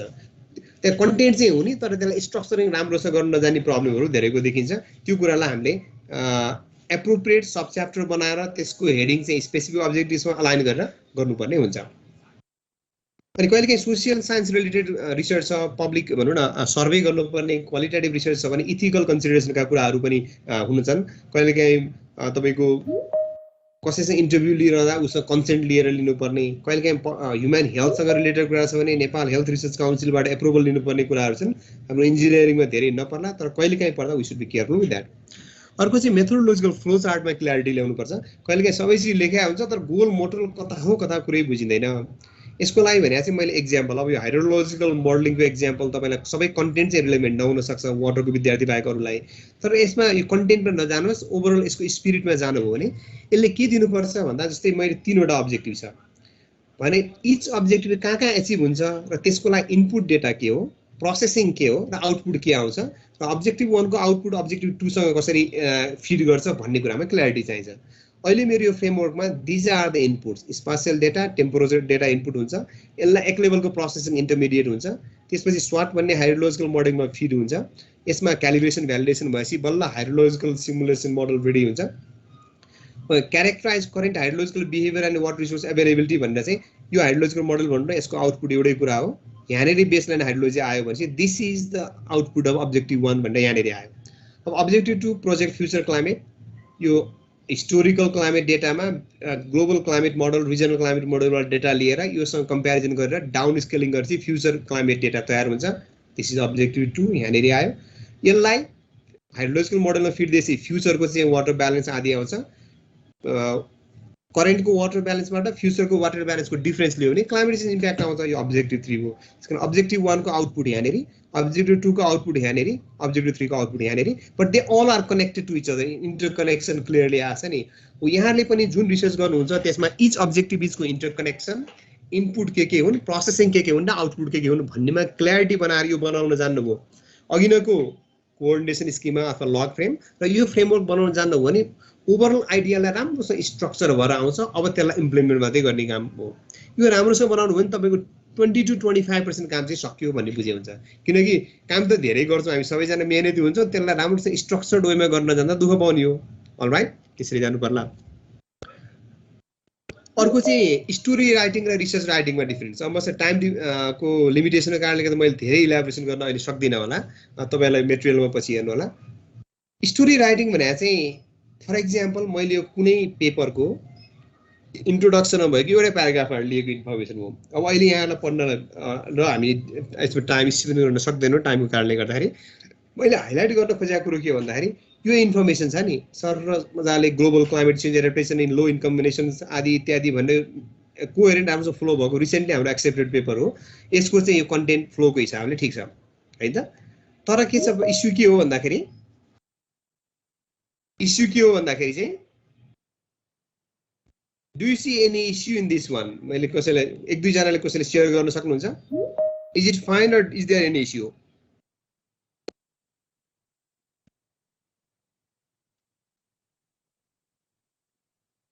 Anyone? ओके, यसमा के हो भन्दाखेरि यो सबै इन्फर्मेसन चाहिँ ठिक छ तर यसमा कहीँ पनि साइटेसन छैन नि। यो 25% ग्रस डोमेस्टिक प्रोडक्ट भनेर मलाई लागेको कुरो लेखेँ नि त, मैले कहीँबाट लेखा साइट गरेको छैन भने मलाई लागेको कुरो लेखेँ। एसडिजी योमा कन्ट्रिब्युट हुन्छ, यति डेटाहरू पनि छ, 2037 मा एग्रिकल्चर ट्रान्सफर्मेसनले हेल्प गर्छ भनेको छ। यो सबै कुरा सबै कहीँबाट साइटेसन गरेन भने रिडरले के बुझ्छ? यो मेरो कथा हो भनेर बुझ्छ। जब मैले केहीसँग साइटेसन गर्दिनँ यो डेटा त मलाई आफै त म भगवान् त होइन, मलाई आफै त आउँदैन नि, कहीँबाट मैले एनालिसिस गरेर लिएको हुनुपर्छ। जब त्यो मैले साइट गर्दिनँ यो चाहिँ कथा लेखन भयो, स्टोरी राइटिङ भयो। अब यसलाई मैले यही चिजलाई ठाउँ ठाउँमा हरेक सेन्टेन्समा मैले एप्रोप्रिएट रिफरेन्सेस दिएँ, ब्लू चाहिँ रिफरेन्सेस हो भने यो चाहिँ रिसर्च राइटिङ भयो। भनेपछि मैले भन्नु खोजेको कुरो के हो त, कुनै डेटा कतैबाट लियौँ, कुनै हेभी खालका स्पेसिफिक स्टेटमेन्ट लियौँ, जस्तै climate change impact 30% of the agriculture in mountain region of Nepal भनेर काहीँ लेख्यौँ भने त्यो त मैले यतिकै कथा लेखेर त भन्ने कुरा भएन नि, कुनै स्टडीबाट आउँछ नि, त्यसलाई मैले साइड गर्नु पर्यो। यस्तो खालका स्पेसिफिक स्टेटमेन्ट होला, डेटा होला, फ्युचर प्रिडिक्सन होला, यस्ता कुराहरूलाई जहाँबाट ल्याएको हो त्यसलाई साइटेसन गर्नुपर्छ। हो यसरी चाहिँ जब साइट गर्छौँ त्यो रिसर्च राइटिङ भयो, होइन भने स्टोरी राइटिङ हो। हामीले गर्ने स्टोरी राइटिङ होइन, रिसर्च राइटिङ हो।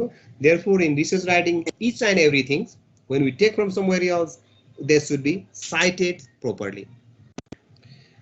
अर्को चाहिँ रिसर्च राइटिङमा नोभेल्टी के हो त? रिसर्च त गरेँ मैले, यो काम गरेँ, यो रिजल्ट निकालेँ भन्न पाइँदैन। नोभेल्टी के हो, बेनिफिट के हो भन्ने कुरा स्पेल आउट गर्नुपर्छ। What could be potential novelty of a research study भन्दा चाहिँ मेथोडोलोजी नयाँ हुनसक्छ, कुनै थ्योरिटिकल फाइन्डिङ हुनसक्छ, कुनै स्पेसिफिक नयाँ इस्युलाई हाइलाइटिङ गर्ने हुनसक्छ, कुनै स्टडी एरिया स्पेसिफिक नोभेल्टी हुनसक्छ, कुनै हामीले रिसर्च गऱ्यौँ मानव इन्जिनियरिङमा त्यो मेडिसिनलाई काम लाग्ने हुनसक्छ, हाम्रो डोमेनभन्दा बाहिरकोलाई इम्पोर्टेन्ट हुनसक्छ। यसरी विभिन्न एरियाको चाहिँ मा तपाईँको नोभेल्टी अथवा कन्ट्रिब्युसन हुनसक्छ, but you should be able to highlight them. अर्को चाहिँ डिस्कसन। धेरै यसोले रिसर्च रिपोर्ट राइटिङ बेला यो आयो, यति यति आयो, दिज आर रिजल्ट्स भनेर चाहिँ प्रश्न लेख्ने, तर त्यसलाई डिस्कस नगर्ने चलन पाइन्छ। त्यो भने के हो त भन्दा डिस्कसन नगर्यो भने again the issue is this is not a research, this becomes a part of the research, वाले complete research report भन्न सक्दैनौ। डिस्कसन भनेको कुनै भ्यालु लेट्स से 1500 आयो भने whether 1500 makes sense or not, अरु स्टडीले 1500 नै ल्याछ कि 1200 ल्याछ कि 5000 ल्याछ, what is the implication of this research or this specific result, यस्ता कुराहरुको discussion with appropriate citation of relevant literature दिन सक्यो भने that is the discussion। त्यसकारणले हामीले डिस्कसन चाहिँ रिजल्ट एन्ड डिस्कसन भन्ने सेक्सन हुन्छ, धेरैले रिजल्ट मात्रै लेख्छौं। Discussion is very very important. यसले चाहिँ तपाईको रिसर्च रिपोर्टको चाहिँ रिफ्लेक्सन दिने हो। लिटरेचर रिभ्यूमा आइडेन्टिफाई रिसर्च ग्यापमा व्हाट टु रिभ्यू भन्दा how others have done or study about this topic, विभिन्न थ्योरीहरु के युज भएछन्। अब अरूले यस्तो रिसर्च टपिक्सलाई लार्जर इस्युसँग कसरी कनेक्ट गरेका छन्, के मेथड्स छन्, त्यसमध्ये बेस्ट कुन हो भन्ने कुराको अन्डरस्ट्यान्डिङ गरेर लिटरेचर रिभ्यू गरिन्छ। यसमा म यो सबै चिजमा अहिले जान सकिन, तर यसमा मैले यहाँ मात्र लिएँ। लिटरेचर रिभ्यूको च्याप्टर लेख्दाखेरि हाम्रो कन्फ्युजन हुने चाहिँ यसलाई एप्रोप्रिएट स्ट्रक्चरिङ गर्ने बेला हाम्रो कन्फ्युजन हुने गर्छ। तर हामीले इन्फर्मेसनको हायरार्की मेन्टेन गर्न नसक्ने, कुन लेभल 2 मा हो, कुन 2.1 मा हो, कुन 2.11 मा हो भने त्यो हायरार्की मेन्टेन गर्न नसक्ने कुराहरू हुन्छ। यो बिस्तारै प्र्याक्टिस गर्दै गइसकिन्छ। टाइटलमा भएको कीवर्ड, इन्ट्रोडक्सनमा भएको जुन अलिअलि डिस्कसन गरेका कुराहरू, त इलाबोरेसन नगरेका कुराहरू, स्पेसिफिक अब्जेक्टिभका कुराहरू, मेथोडोलोजीका कुराहरू, यी सबैलाई लिएर त्यसलाई सपोर्ट गर्ने गरी चाहिँ हाम्रो लिटरेचर रिभ्यू च्याप्टर हुनुपर्छ। र स्टोरी हरेक सब च्याप्टर अथवा हरेक सब च्याप्टर अफ लिटरेचर रिभ्यूको चाहिँ स्टोरी लाइनमा चाहिँ it may start with general introduction र understanding of the sub chapter, what is known, status of the knowledge globally in Nepal and in the study area, on that theme के छ भन्ने कुरा clearly literature citation गरेर भन्न सक्नुपर्छ। What are the methods available to solve that problem or to answer that questions, what are their suitability, what are limitation भन्ने कुरा आउनुपर्छ। what are unknowns भन्दा these are the research gap। यसरी हाम्रो research ग्यापलाई चाहिँ क्लियरली आर्टिकुलेट गर्न सक्नुपर्छ, अनि मात्र that is link to our objective. Research ethics र इन्टिग्रिटीका कुरा छ। अब यसमा म अहिले धेरै इलाबोरेसन गर्न अगेन सक्दिनँ, आइ एम सो सरी। आज जति प्लान गरेँ त्यति कन्टेन्ट डेलिभर गर्न सकिँदैन होला, but material will be available with you. यसमा इस्यु भने चाहिँ research and publication is driven by passion, ethics and integrity. मैले सुरुमा नि भने आज गएर फ्याक्टै यो चुड्कीको भएर हुने चिज होइन। सम पिपल सो किन interest initially start with it, publication गरौँ भनेर आउँछन्, म मेरो आफ्नै एक्सपिरियन्स भन्दैछु, र अनि they slowly get disappear after realizing that it takes time for publication. We can complete research publication overnight, it needs time, it needs passion. मेरो आफ्नै अनुभवमा मेरो पिएचडी गर्दाको पहिलो पेपर 15 महिनापछि रिभ्यू भएर रिजेक्ट भएर आएको छ। Take rejection easily. तपाईँसँग कन्टेन्ट भयो भने एउटा जर्नलले रिजेक्ट गर्ला, you will get some feedback, you will improve it, then try with another one, again reject हुनसक्छ, 5-7 चोटि रिजेक्ट भएर फेरि पब्लिकेसन हुनसक्छ, until it finds the appropriate platform. त्यस कारण don't worry about rejection, when you submit the paper take it easily. Issues of research ethics and integrity भनेको we should harness potential of publication of the research. हामीले के त हाम्रो interest चाहिँ publication गर्ने हुन्छ, रिसर्च राइटिङको स्टार्टिङदेखि नै पब्लिकेसन कसरी गर्न सकिन्छ भनेर अलाइन भयो भने we can publish it, but we should not copy and use content from others as it is as our words. अहिले मैले स्टोरी टेलिङ भने नि यति पर्सेन्ट उति पर्सेन्ट भनेको छ, कहीँ पनि साइटेसन गरेन भने त द्याट्स अ बिग इस्यु हो। त्यसलाई हामी प्लागारिजम भन्छौँ। त्यसका एप्रोप्रिएट क्रेडिट चाहिँ एप्रोप्रिएट जहाँबाट सोर्सबाट मेटेरियल लिएको त्यसलाई दिनुपर्छ, यसलाई साइटेसन भन्छौँ। One should claim the credit only for the content he or she has developed. Having a ghost author भनेको सबैले लेख्यो मलाई नि अथर राख्दैन को अथर राख्दैन भन्ने टेन्डेन्सी पनि कति साथीहरुमा पाइन्छ। Having a ghost author does not comply with the research ethics and integrity. Publishing is not only the fulfilling criteria. हामीलाई के लाग्छ भने यो पब्लिश गरिहालौँ, PhD को रिक्वायरमेन्ट मास्टर रिक्वायरमेन्ट पुरा गरिहालौँ भन्ने लाग्छ। This is not only graduation requirement but it is about contribution to the global body of knowledge. मैले फेरि रिपिट गरेँ, it is the contribution to the global body of knowledge. It has a very huge gravity. Publishing गर्ने बित्तिकै कटाकटु गरेर पब्लिसिङमा नलागौँ, अहिले झुकेर publish पनि होला तर 5-10 years डाउन द लाइन तपाईले आफ्नो पब्लिकेसन हेर्यो भने अरूले क्रिटिसाइज गर्ने गरी पब्लिस गर्नु हुँदैन। यो कुरा सुरुदेखि नै बुझ्न जरुरी छ। र साइटेसन डिफरेन्सिङका कुरामा म अहिले गइन, यसमा विभिन्न खालका स्टाइल हुन्छन्, टाइप्स हुन्छन्। यसमा यो सबैलाई चाहिँ तपाईको यो मेन्डले जोतेरो भन्ने जस्ता रिफरेन्सिङ टुलहरु पाइन्छ। यसलाई युज गर्नुभयो एप्रोप्रिएटली भने यार फ्रीवेयर हुन्थ्यो मेन्डले जोतेरो भनेको। तिनीहरुले चाहिँ एप्रोप्रिएट साइटेसन गर्नको लागि तपाईलाई सपोर्ट गर्छ र त्यसको रिफरेन्सिङ गर्नको लागि अटोमेटिक रिफरेन्सिङ गर्नलाई सहयोग गर्छ। त्यसकारण यो मैले यहाँ वाचिस मेटेरियल चाहिँ जस्ट एक्जाम्पल्स हुन्। तपाईले मेन्डले जोतेरो टाइपका टुलहरु हेर्नुभयो र त्यसमा तपाईलाई अभ्यस्त बनाउनु भने your life would be much easier for citation and referencing. मैले यसलाई स्किप गरेँ र फाइनल्ली चाहिँ अब मैले प्लागारिजम भने हामीले धेरै सुन्छौँ। Plagiarism is a wrongful use of another author's language, thoughts, ideas or expression as one's own. It is considered as academic dishonesty and a breach of journalistic ethics. अथवा राइटिङको ethics, scholarly ethics को चाहिँ breach मानिन्छ। It's not a crime per se, but in academic and industry, it is a serious ethical offense and cases of plagiarism can contribute copyright infringement. संसारमा जब नैतिकता र ह्युम्यानिटीबाट हामी गिर्छौँ नि, मान्छेको नजरमा गिर्यो भने त्यो भन्दा ठुलो केही पनि हैन नि। म युनिभर्सिटी जान्छु, युनिभर्सिटीमा यो मान्छेले रिसर्च इथिक्समा रहेर काम गर्दैन, इथिक्स गिर्या मान्छे हो भनेर जब मलाई कसैले भन्छ नि, त्यो दिन त म मरेतुल्य भएन र हो भनेपछि द्याट इज द त्यो चाहिँ फिल गर्ने कुरा हो। त्यसलाई नै भन्छौँ त्यसरी बस्ने चाहिँ प्लागरिजम गर्नु भनेको त्यो लेभलसम्मको चाहिँ गिर्नु हो। त्यसकारण यसलाई चाहिँ डिसअनेस्टी र इथिकल र इन्टिग्रिटीसँग जोडेर हेर्नुपर्ने विषय हो। यस्तालाई चेक गर्ने विभिन्न खालका सफ्टवेयर पाइन्छन्। हाम्रो स्पेशली मैले आईओई को कुरा गर्ने भने every master thesis goes through the plagiarism checking software. I think 20 to 25% threshold छ, त्यो भन्दा बढी हुने त्यो एक्सेप्ट हुँदैन। हो यसलाई हामीले ध्यान दिनुपर्छ। आई थिंक टियुले पनि सबै खालको कलेजमा गर्नु भनेको छ क्यारे, अरु युनिभर्सिटीको पनि होला, नभए बिस्तारै आउला। We should be careful about this. Finally aligning academic research with applied रिसर्चमा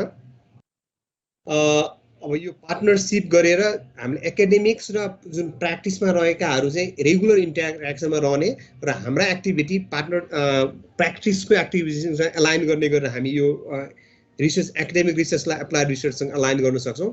IOE को कुरा गर्ने भने 12 वटा रिसर्च सेन्टरले चाहिँ विभिन्न खालका प्रोजेक्टहरू इम्प्लिमेन्ट गरिरहेको छ गभर्नमेन्टका विभिन्न एजेन्सीसँग गरेर, र हामीले निकाले त्यसमा सबै विद्यार्थी चाहिँ इन्गेज हुन सक्दैन, केही विद्यार्थी इन्गेज हुन्छन्। उनीहरूले निकालेको आउटपुट चाहिँ डाइरेक्टली त्यो अरू प्रोग्राममा चाहिँ गभर्नमेन्टको अरू इनिसिएटिभमा फिड गर्छ भनेपछि this is the aligning academic research with the applied research. 100% जान it takes time but we have started and we can reach, we are aligning already in that direction, we are thinking to expand more in future. Learning चाहिँ के हो त how it works भन्दा डिजाइनमै जुन both side बसेर चाहिँ दुईटैको understanding, limitation, problem सबैलाई बुझेर चाहिँ डिजाइन गर्यो भने it is a success.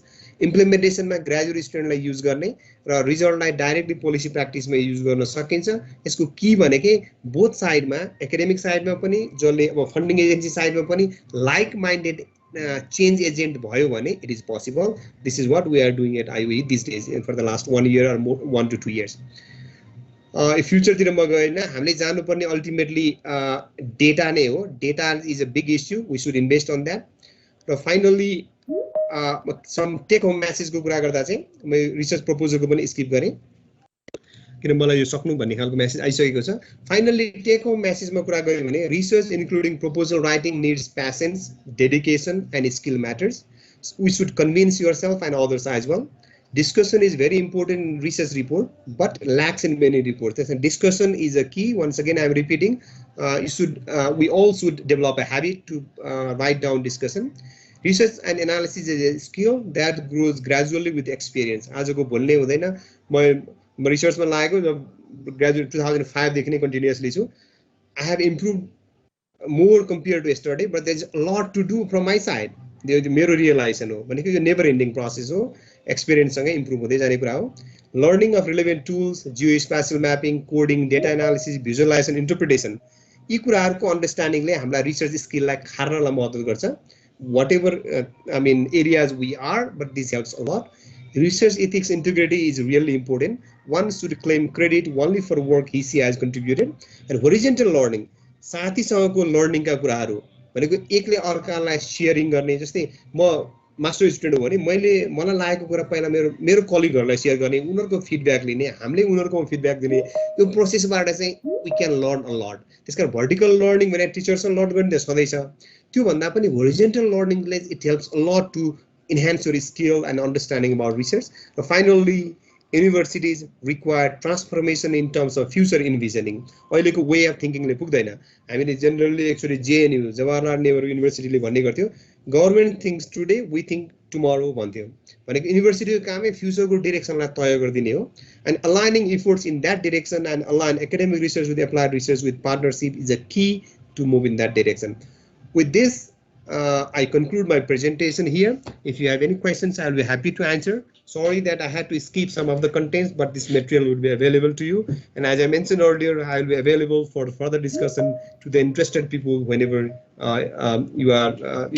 you come to me. Thank you. Over to you, Subraji. Thank you so much, sir. धेरै धेरै धन्यवाद. आजको अलिकति यो भनौँ न, यो सर धेरै पक्षबाट चाहिँ हाम्रो कार्यक्रमलाई चाहिँ अलिकति चाहिँ अलिकति एफेक्ट पर्नको कल्पना देखाएको थियो, तर अन्तिममा हाम्रो कार्यक्रम एकदम राम्रो भयो जस्तो मैले फिल गरेँ. सरको जुन स्लाइडहरू छ, स्लाइड हेर्दाखेरि चाहिँ एकदमै नै यो इन्फर्मेटिभ छ, एकदमै कम्प्रिहेन्सिभ रूपमा हामी सबैलाई काम लाग्छ जस्तो मैले फिल गरेको छु. यो स्लाइडलाई हामीले पछि पनि हेर्न सकिहाल्छौँ. हाम्रो यहाँ रहनुभएको अडियन्सहरूको केही क्वेसन्स छ भने यहाँहरूले च्याट बक्समा लेख्न सक्नुहुन्छ र त्यो च्याट बक्स मार्फत चाहिँ म सरलाई क्वेसन कन्भे गर्छु भनेर चाहिँ हामीले चाहिँ हामीले चाहिँ यसरी प्लान गरेको हुनाले please post the question in the chat box and I will then convey the questions to Vishnu sir. एउटा क्वेसन आइसकेको छ सर. के भन्नु भएको छ the chat box? अहिले मैले देख्न सक्छु. I can see it. हजुर. How does sir view about use of AI in research writing? Because language is a really big interesting questions. अहिले I also don't have exact answer. अहिले पछिल्लो समयमा chat GPT अझ GPT I think 4.0 okay के आएको छ नि. अब हामीलाई चाहेको चिज उसले सर्लक्कै दिन्छ. आज मल्टिपल टाइममा मल्टिपल खालको चाहिँ हरेकचोटि युनिक एन्सर दिन्छ. How to deal with this भने मैले भर्खरै केहीसँग गरेको इन्टरेक्सनको आधारमा यसलाई डिटेक्ट गर्ने टुलहरू पनि डेभलप भएको छ अरे. वेदर एआई युज गरेको अथवा चाहिँ आफ्नो राइटिङ हो भनेर त्यस्तो गर्ने डिटेक्ट गर्ने टुलहरू छ अरेको कुरा है. I am not quite sure, सुनेको छु. अब सायद यसले जुन अपर्च्युनिटी ल्याएको छ, जुन च्याट जिपिटी लगायतका एआईले, त्यसले थ्रेट पनि ल्याएको छ, फर्दर च्यालेन्ज पनि थपिएको छ र त्यसलाई डिटेक्ट गर्ने केही खालका टुलहरू आएको भन्ने सुनेको हुनाले त्यो डिरेक्सनमा पनि आई थिङ्क फर्दर रिसर्च भएर केही न केही टुल आउला भन्ने मेरो एक्सपेक्टेसन हो.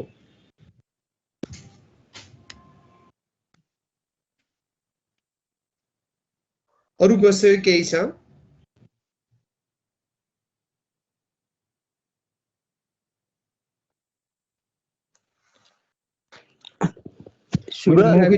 Yes. I'm getting here from Pitambar Wale. How do we select the type of research, whether quantitative or qualitative research, which will be more accurate? मेरो अनुभवमा सुनाउनु हुन्छ भने depends on your research objectives. सबभन्दा पहिला type of research भन्दा पनि we set our objectives. पहिला मान्छे लिटरेचर धेरै रिभ्यू गरेर अब्जेक्टिभ यता र उता भनेर मैले अलमल्लीको धेरै देखेको छु. मेरो अनुभवमा के छ भन्दाखेरि रिसर्च थीम र डिरेक्सन तपाईँ अलिकति क्ल्यारिटी भएपछि you try to confirm your research objective first. अनि त्यो अब्जेक्टिभ क्लियर भइसकेपछि whether we need only quantitative or only qualitative or a combination of both भन्नेको चाहिँ बल्ल चाहिँ हामी रिफ्लेक्सन पाउन सक्छौँ. ठ्याक्कै यसलाई दिस or that भन्दा without looking at objective answer दिन सकिँदैन है. both has value, which will be accurate भन्नुभएको छ. Depending upon context, depending upon theme and research objective, both are scientific. Quantitative is also established scientific methods. Qualitative is also established scientific methods. Both are used widely, recognized by the scientists all over the world. This is more accurate compared to other भन्नु सकिँदैन. स्वाभाविक रूपले quantitative डेटाले support गरेसम्म त्यो चाहिँ data बोलेको हो नि, मान्छेको पर्सेप्सन हो. त्यो बढी अब हामीले वेटेज बढी दिन सकेला, तर एक्युरेसीकै हिसाबले ठ्याक्कै यो this is accurate compare to other भन्न चाहिँ सक्दैनौँ, because both are established approach. अर्को क्वेसन छ नेपालमा इन्जिनियरिङ सेक्टरको रिसर्च निड आइडेन्टिफिकेसन कसरी गर्ने होला सर भनेछ। इट्स भेरी ब्रोड क्वेसन भयो। यसमा we have lot of topics to do research. मैले वाटरको भावनाले म वाटरतिर बायस हुन सक्छु। वाटरको एरिया भन्नुभयो भने जस्तै hydrological modelling most of the बेसिनको भइसकेको छ, तर मोडल डेभलपमेन्ट गर्नेलाई नै रिसर्च भन्ने हाम्रो टेन्डेन्सी कल्चर, किन पहिला केही पनि नहुँदा त्यही थियो, त्यो मात्रै होइन नि। Model is only a means, only a tool. We can apply that to answer some specific research questions. त्यो question related to policy हुन सक्छ, related to practice हुन सक्छ, and many other things. त्यस कारणले गर्दा टपिक्सको कहिले पनि के भन्छ कमी हुँदैन। यो ब्रोडली कुन सेक्टर भन्ने कुरा छैन, हरेक सेक्टरमा there are ample opportunities, ample things to do research. मैले यसलाई यसरी नै भने। अर्को, what is your motivation that you continue research and publishing from so long time? It's from जीवेस। It's quite interesting question. मैले सिम्पली भन्दा इट्स अ प्यासन। हेर्नुहोस्, म एकाडेमिक्समा इन्क्लिनेसन भएको मान्छे, म स्कुल पढ्दादेखि नै म एकाडेमिक्समा लाग्छु भन्ने अब घरको प्रेरणाले म त्यो लाइनमा लागेको मान्छे। अब whether it gives return or not, I don't look in that way. मेरो अनुभव के छ भन्दाखेरि प्रोफेसनल लाइफमा प्रोफेसनल काम गर्छु, तर म मोर मेरो करियर रिसर्चमै छ। Do the work of your passion and money follows you, you don't need to follow money भन्ने मेरो प्रिन्सिपलले अहिलेसम्म काम गरिरहेछ। रिसर्चमा धेरै फन्ड छैन होला, धेरै पैसा छैन होला, तर पनि के त मलाई पुग्ने छ। I am so happy with it. Your प्यासनले काम गर्नुभयो, डेडिकेटेड भएर काम गर्नुभयो, र तपाईँ भने nothing will stop you, you will get successful. त्यो भनेर म I am at the height of success भन्नु खोजे होइन कि I am satisfied with what I am doing now and I will continue to that. Thank you for that interesting question जेबेसी। कृष्ण प्रसाद पाण्डेले सोध्नु भएको छ, which part of research articles should be written first? That's another interesting question. मेरो अनुभव भन्नुहुन्छ भने what I will do त्यो नै अन्तिम सत्य होइन, आफ्नो अथरको आफ्नै स्टाइल हुन्छ। मेरो अनुभव भन्नु भने मैले पहिला रिसर्च क्वेसन्स स्पेसिफिक अब्जेक्टिभ के हो भन्ने कुरा पहिला अफकोर्स टपिक्सको टेन्टेटिभ थिम बताउँछु, टपिक्सलाई फाइनली पनि गर्दिनँ। त्योसँग एसोसिएटेड स्पेसिफिक अब्जेक्टिभ के हो पहिला त्यसलाई कन्फर्म गर्छु, त्यसपछि मेथोडोलोजी लेख्छु, अनि त्यसपछि रिजल्ट्स एन्ड डिस्कसनको सब च्याप्टर डिफाइन गर्छु, अनि त्यसपछि ब्याक टु इन्ट्रोडक्सन गरेर त्यो सबै लेखिसकेपछि अझ मैले टाइटललाई रिफाइन गर्नुपर्छ कि भनेर हेर्छु, अनि सबै चिज रेडी भएपछि बल्ल I will come to conclusion and then to the abstract. त्यस कारणले विच पार्ट सुड बी भनेर I can not tell it, but in my experience that strategy has work well with me so far. मैले मेरो अनुभव मात्रै share गर्न सकेँ। एकजना कपिल पन्थ भनेर लेख्नु भएको छ, I have tried writing a paper on topics urban climate change in Kathmandu valley, can I approach you for review and suggestions? Yes, you can approach me. भेटेरै कुरा गर्नुभयो हुन्छ। मैले मेरो आफ्नै व्यस्तताले गर्दा कति एक्सटेन्डमा मैले इनपुट दिन सक्छु I am not sure, but if you come and meet me and if you take my time we can discuss together and of course I will be able to give some of the valuable suggestions. अर्को चाहिँ book भन्ने को हुनु चाहिँ interesting लेख्नु भएको छ। After PhD, is research a profession or a hobby or a blend of these two? It's a profession, of course. तर कस्तोलाई profession successful हुन्छ भन्दा, if you are passionate about research, if you are passionate about contributing something to the science or to the society भन्नेमा तपाईँ हुनुहुन्छ, मेरो requirement of course सबैलाई कस्तो भने डेली लाइफ चलाउन एउटा लेभलको कन्भिनियन्ट लाइफ बिताउने एउटा लेभल अफ अर्निङ चाहिन्छ, तर त्योलाई तपाईँले प्रायोरिटी दिने कि तपाईँको गोललाई प्रायोरिटी दिने भन्ने कुरा हुन्छ।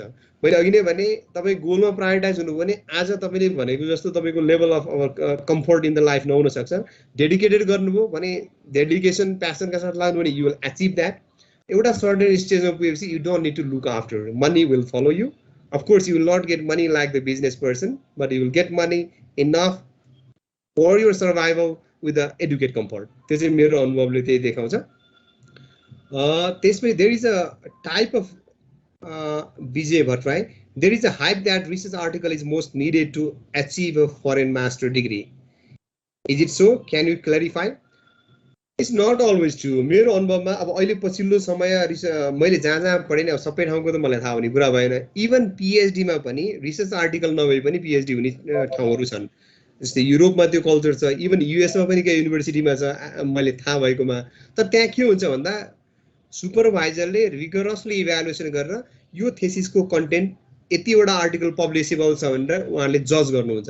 त्यो जज गरिसकेपछि every one agrees on that and you don't need to wait for publication to get graduate. मैले त्यो पिएचडीको लागि भने, मास्टर्सको लागि पनि कुनै युनिभर्सिटीले चाहिँ रिक्वायरमेन्ट गरेको हुन्छन्, कम्पलसरी कुनैको हुँदैन। It's not always true. तर क्वालिटी अफ वर्क चाहिँ in most of the cases, most of the cases when term use गर्ने publishable quality को काम चाहिँ हुनुपर्छ, then you will graduate with that.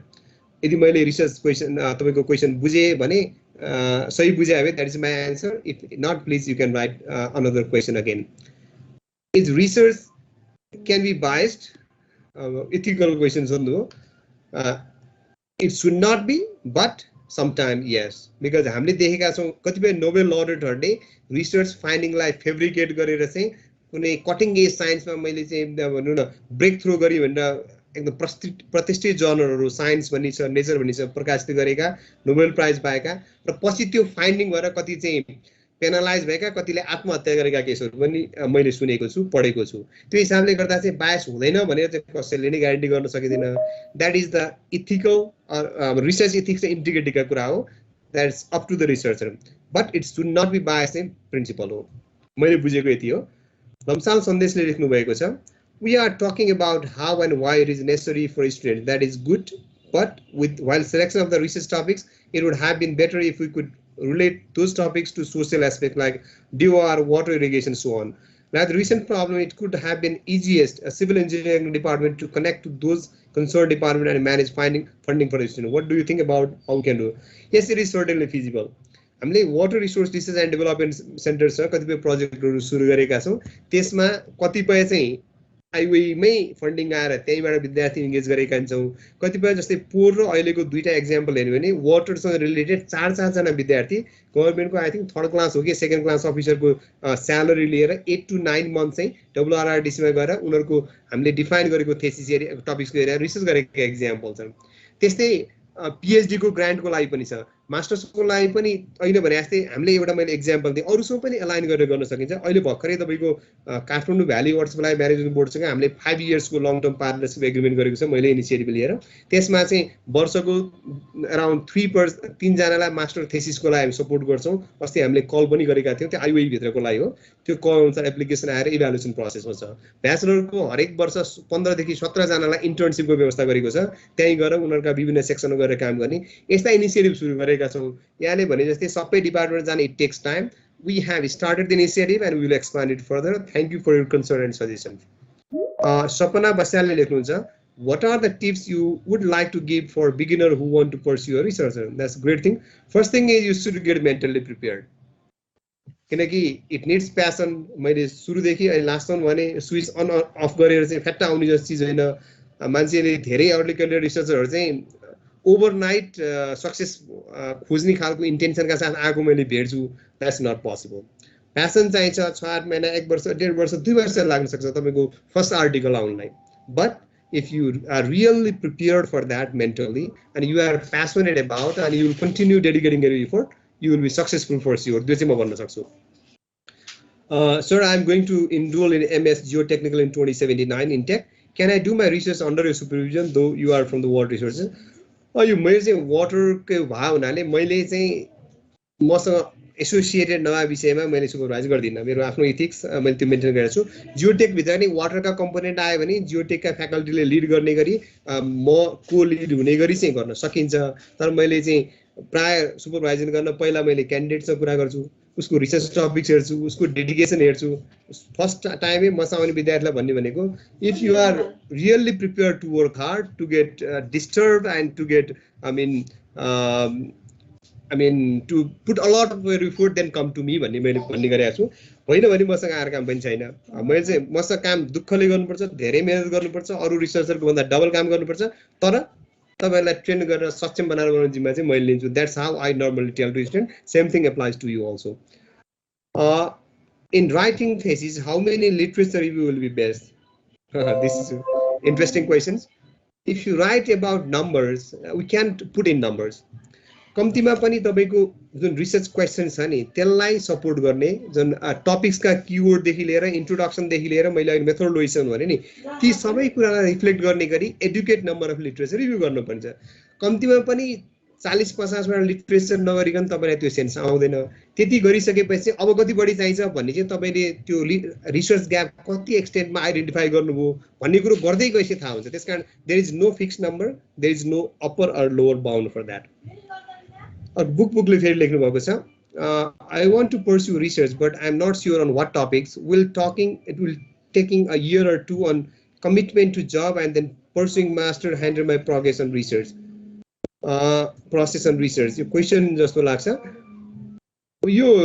It's a bit tricky question actually. अब यो मान्छेको आफ्नो प्रायोरिटीहरू हुन्छ जस्तै ब्याचलर सकेको मान्छेले अब आफ्नो प्रोफेसनल करियरमा अगाडि बढ्नुपर्ने आफ्ना भनौँ न अब एउटा जीविकोपार्जन गर्नुपर्ने लगायतका रिक्वायरमेन्टहरू पनि हुन्छन् रिसर्चमा जानुपर्ने रिक्वायरमेन्ट पनि हुन्छन् अब मानौ रिसर्चमा डेडिकेटेड फोकस गर्न सक्ने पारिवारिक ब्याकग्राउन्ड अथवा इन्भाइरोमेन्ट छ भने र तपाईको रिसर्चमा एकदम इन्ट्रेस्टेड हुनुहुन्छ नि I encourage you to join that नभने अहिले अलि एउटा एक्स वाई अमाउन्टको स्यालेरी खाल 2-4 वर्ष कमाएर हामीले धान्नै सकिँदैन भने त we should work on that किन हामीले पहिला त first we should stand on our one then only we can think something else होइन ती फोर एन्ड फोरमोस्ट इम्पोर्टेन्ट होइन इट्स म्यानेजेबल छ भने तपाईँको रिसर्चको लागि प्यासनेट हुनु भने चाहिँ अहिलेको यो 1-2 वर्षको जबमा नअल्दिनुहोस् भन्ने सल्लाह दिन्छु किनकि तपाईँ अहिले भनौँ एक्स एमाउन्ट अफ जागिर खानुहुन्छ तपाईँ मास्टर्स गर्नुभयो अथवा पिएचडी गर्नुभयो रिसर्च उसमा लाग्नुभयो भने तपाईँको यो टाइम 2 वर्ष त्यतिखेर काम गर्नुभयो भने त योभन्दा तपाईँ 3-4 फोल्ड चाहिँ पेड हुनुहुन्छ नि त त्यो भनेको चाहिँ इट्स मल्टिप्लायर इफेक्ट आउँछ in terms of benefit you are getting it त्यस कारण तपाईँले अब लाइभलीहुडमा अप्ठ्यारो छ भने त that's the fore and foremost priority त्यो म्यानेजेबल छ होइन काम चाहिँ गइराखौँ किन छोड्नु भनेर मात्रै लाग्नु भएको छ भने चाहिँ my suggestion is not to waste time in that way त्यो चाहिँ मेरो पर्सनल सजेसन हो